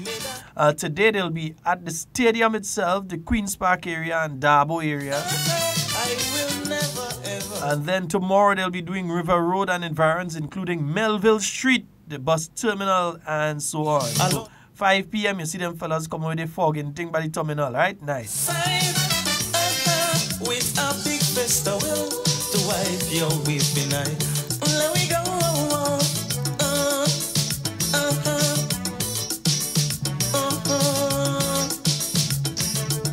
If you feel the pain like me, feel free to say, I love my country. Oh yeah. All right, so let me just play this one here for you all.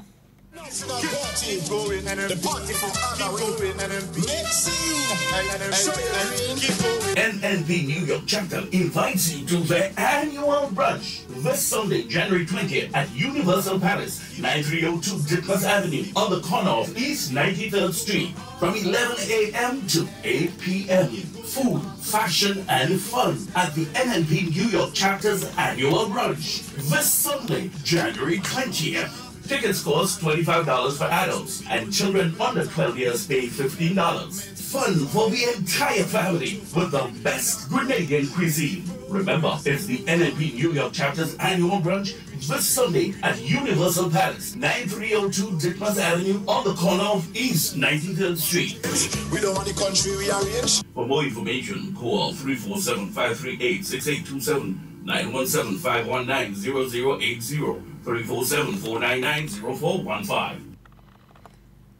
All right, yeah, so AC Major, send it over to me again, please, sir. Yeah, send it again to me because I was barely hearing the address. I know it's this Sunday.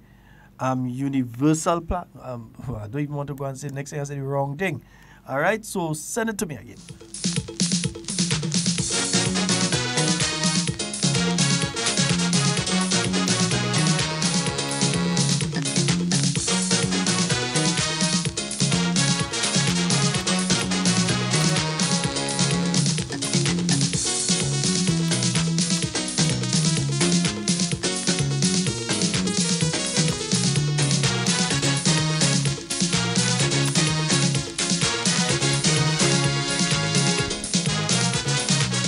Yes, we have a call online. Good morning. Good morning, Mr. Scott. Good morning, sir. How are you? I'm doing extremely well, and once you're living in an island called Grenada, where you can leave your back door open and your front door open and go to bed and wake up with everything inside. I cannot ask for more. No, and I know I don't. Your co-pilot is not there. No, he's but not. I want to introduce him to a Frenchman's diet so he can get in contact with me. He knows how to do that. Now, Mr. Scott, this government, they have every reason to believe, and I'm speaking from a supporter standpoint, they have every reason to believe that this 25% have a smell of other preservatives. I'm saying this because how come the government that have done the most for workers in this country is the government the union is giving the most ultimatum? No other government have done more for workers in this country than this NNP government. You can slice it, you can dice it, you can julienne it. That's the fact. Pension restoration and reform. The potato was too hard for all other governments before. That is the government that takes it on. To the extent 70% of our workers' last salary is what they would receive as a result of this government. Let us not forget, the same teachers union that is so hard on the backs of the government right now, that is the same union that received over 300 teachers was made permanent. That's over 300 teachers where they're getting, deductions from. Now, the same public service, over 110 million in benefits and increments was paid to public servants. We had an IMF restructuring program that has been successful, and the government made sure that was done without a single public servant being made redundant or being retrenched. All And all the negatives of our economy under the former government have been turned into positive. Now, Mr. Scott, St. Mary's RC in Lafayette is my alma mater. And the statistics that I just read out there tells me that this government and this country is making progress. And if my analysis is wrong, Mr. Scott, blame my teacher. Blame Miss Cyrus, teacher Silly. That's the lady that lives right across from the cemetery in Mount Horn, in Grand Branch. Blame Mr. Patrick Patterson and Mr. Rennie, we call him General. Both are my teachers and former custom agent. Blame Mr. Richard Shandos from Hermitage. You know, these are the people that help to shape my life and my thinking. You understand? Blame Miss Brenda Bola Sita Hall. What you saying? How come this lady teach you in school? You know? And blame one of the lady who work out of the Ministry of Education, Miss Felix. This very nice, slim, nice lady. You know, you have to blame them if my analysis, you know, of what I just read out there is wrong. When I say that this summary shows me that this is a progressive government and Grenada is on the right track. Mr. Scott, I trust you will have a pleasant day. And Devon, wherever you are, I have that Frenchman diet that I'm very familiar with. I can introduce you to it. Have a pleasant day, sir. All right, thank you very much, sir. Devon, the man have the diet for you. Nice. The man have the diet for you. All right, great. Yeah, folks. So remember that activity is taking place this Sunday between the hours of 11 a.m. to 9 p.m. at Universal Palace. That's 930 Ditmas Avenue, the corner of E93rd Street. Tickets $25 for adults, and children under 12, they pay $15 for them. And you know it's going to be the New National Party brunch. Yeah, their brunch that they have every year. Yeah, that has been an activity, right? One of these days I'll just pop up on them, and I ain't gonna tell them I come in. I'll just pop up on them in New York, and some of them say I can't go in New York, or they say I can't go in the States. The Americans ban me. Yeah, right. I'll just pop up. Nice. 440-7377. That's the number. We have roughly about 7 minutes remaining. 7 minutes remaining on today's program. I know sometimes when you have them kind of thing, you have to play a song. You know. Who goes there? Remember, National Colors Day is coming up. If you haven't been down by Helen Marie and start to organize, you didn't get an opportunity yet to pass and check Dali. You had to check them people early if you want your outfit sewing. Don't wait until the last minute. We've got a caller. Good morning. Hello. Hi, good morning. Good morning. Okay. Person may have gotten cold feet. 440-7377. Is the most flagsy madman ever see. On the 32nd anniversary. When I see flags, so I hold me head and ball. I could not believe I thought was carnival. It was from 7 o'clock in the morning. Everybody started gathering. Sheldon, yeah, I think you're anti-jab, but I think you want an understanding of what is being proposed, yeah. Bishop, when you want stand up, wave your national color, wave your national flag, let them know that Grenada never touches a God. Wave your national. Good morning. Yes, sir. Good morning to you, my friend. Morning. Hello? Hello, Devon. Yes, sir. Yeah, you could call on phone, but you can't come in studio. We go hear about you. Why? I'll put your chair outside. you will see you tomorrow, but I'll do my best. But, man, I've been down since Sunday. Yeah, and it's not easy. But I'm good. To all those who are concerned about me, and so I'm getting much better, and I'll be there. Mister, all the talk we giving you, if you know you can't come in the air conditioning and take that, don't come. No, if I can't come. Don't come. The problem with that cold, man, is a cough, yeah. You don't come and share your thing here already. Because I had a cough too, you know. All I do is mute the mic when I need to cough. Man, that's the worst I ever. I was swear to catching the dengue, you know. Nah, boy, I get worse than that, boy. Chick video worse than No, that. I'm telling you, man, all the bones and things, Sheldon. Week until I lie down almost 2 days, you know. Oh, man. No, so. Anyhow, I still let me just call and just, you know, heal up and so and say good morning to everybody and so on. Yeah, I'm getting there. And where's Isaiah? Well, I'm going to ask where is Isaiah, but I know where Isaiah is at this hour. Yeah, he gone to school. It's only me and Vida today. Okay. Taking good care of me. Nice.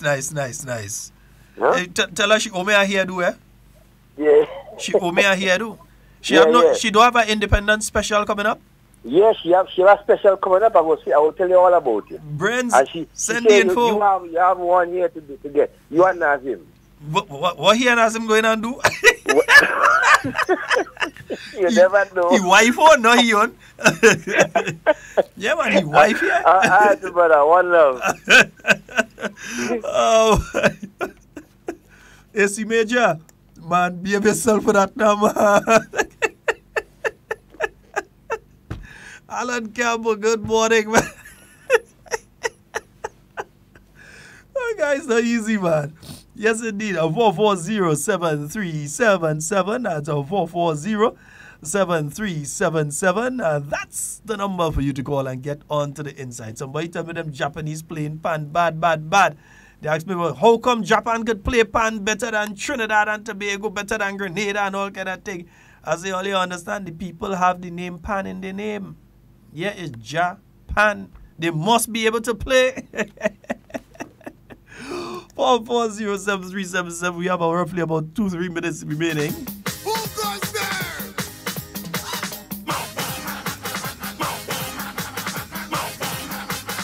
Who goes there? We have a caller online. Good morning. Hello. I wonder if it's not something on my end. Good morning. Hello. Yes, good morning. Cami.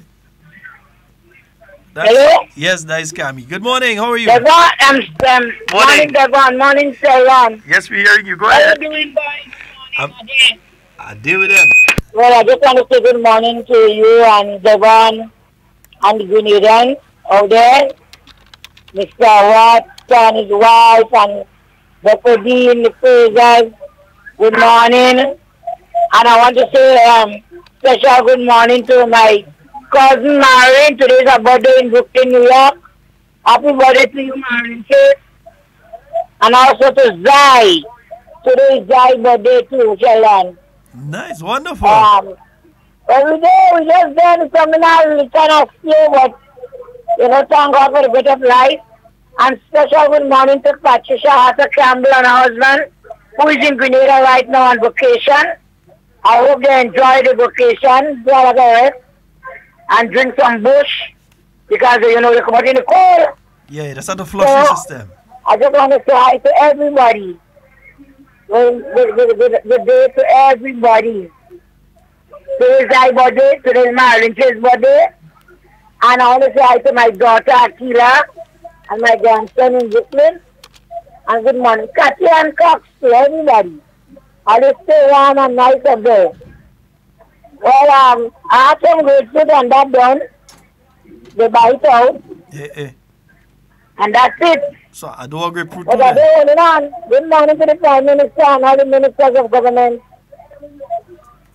All right. Mr. Scott. Yes, Madeira, right here. You have a blessed day. Same to you, my love.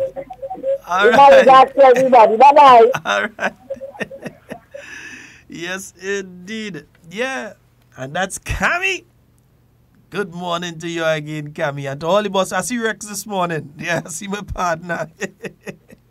As usual, being very swift and efficient. Clean, comfortable. Yeah, a nice, calm, smooth ride over the hills. You understand? Yeah, I see my brethren Rex this morning. Rex, morning. Why someone don't like when I call him Rex? I'm a brethren. Oh. Yes, indeed. Folks, that's all the time we have for Hard Talk today. But remember, tell your friends who within the public service, all you, if they owe all you, if they owe you, they getting pay Monday. So check them by Tuesday morning. Don't let them get away.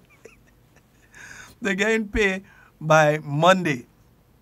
All right, so public servants, civil servants announced during the post-cabinet press briefing this morning will be paid on Monday. All right, and so pensioners and so on, and government workers, the ones who qualify, they'll be receiving their, basically $3.6 million. It's going to be paying them now. That's a 4% increase. So if one of them was working for $2,000 back in 2016, 2017, they're now working for $2,200. Their salary has increased by $200. The union ain't telling you that, so I go tell you, right? Nice, because the union wouldn't tell you that. They ain't go tell you a teacher that was working for $2,000 back in 2016 working for $2,200 now. And that a teacher that was not in the service, that was on contract back in 2016, they're in the service now fully passed through the Public Service Commission, and they ain't telling you that. They're telling you the government that do all of that for them wicked. You understand?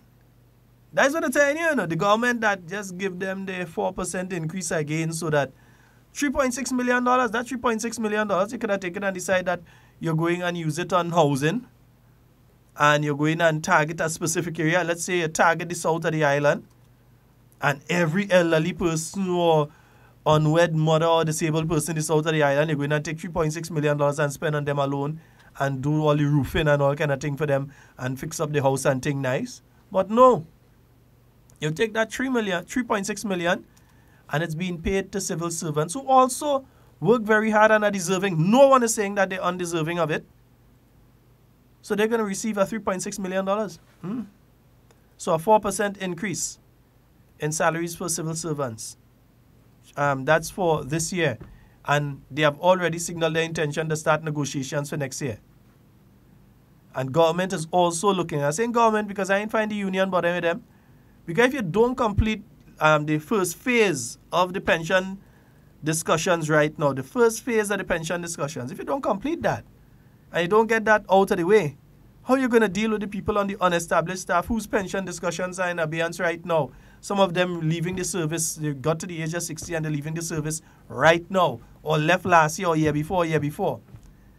And what do you say to the people who are out there who should be getting that pension at the new level right now with the government contribution and NIS contribution, and because of the shenanigans that are taking place, on behalf of the unions, cannot start receiving their payments? These people could have started getting paid since last year. And then on top of the getting paid last year, they would have been receiving their 4% increase because the issue of pension is not up for debate. The government and the union have already agreed on that. Is the issue of the gratuity. But because the union has this unbending, unwavering, unmoving position on the issue of pension, these people who should have been receiving their new pension since last year and would have then get the 4% on it at the end of this month, they had to wait until all of this thing finish, until they could get that. Meanwhile, they need the money. They have medication to buy, they have cooking gas to buy, food to buy, house to fix. Yeah? They're still waiting. And it's not government's fault. Government has stated a position. And it has even moved the goalposts. But the union just stick on one position. One track record. Wrong and wrong. Wrong and wrong. Until the needle break. One and wrong. Wrong and wrong. Yeah? But what has the government done? Again, because I want you to go out there and tell them they don't want to have that discussion. They want you to feel government wicked. That's what they want you to feel. So go out there and let's have that discussion. Let the people know. $3.6 million going out now. That's for a 4% increase, 10% increase to the salary as civil servants between 2017 and 2019. 3% in 2017, 3% in 2018, that's 6%, and 4%, that's 10% in 2019 as of the 21st of this month. Look at the 21st of this month again, pay. Not the 29th or the 30th, or in the case of a certain finance minister, the 35th, 45th, or 65th of the month. The 21st of this month, they're going to be paid. I know a lot of the little Imani trainees and them happy, get the money a little early. A lot of people in the complex right now, they start to smile. And they're only waiting for the day to finish right now because they're in a hurry and they want Monday come quick. Yeah, especially those that had a little 4% increase to get on top of that.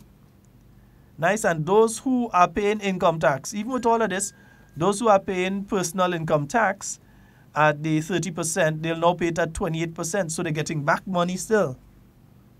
Yeah?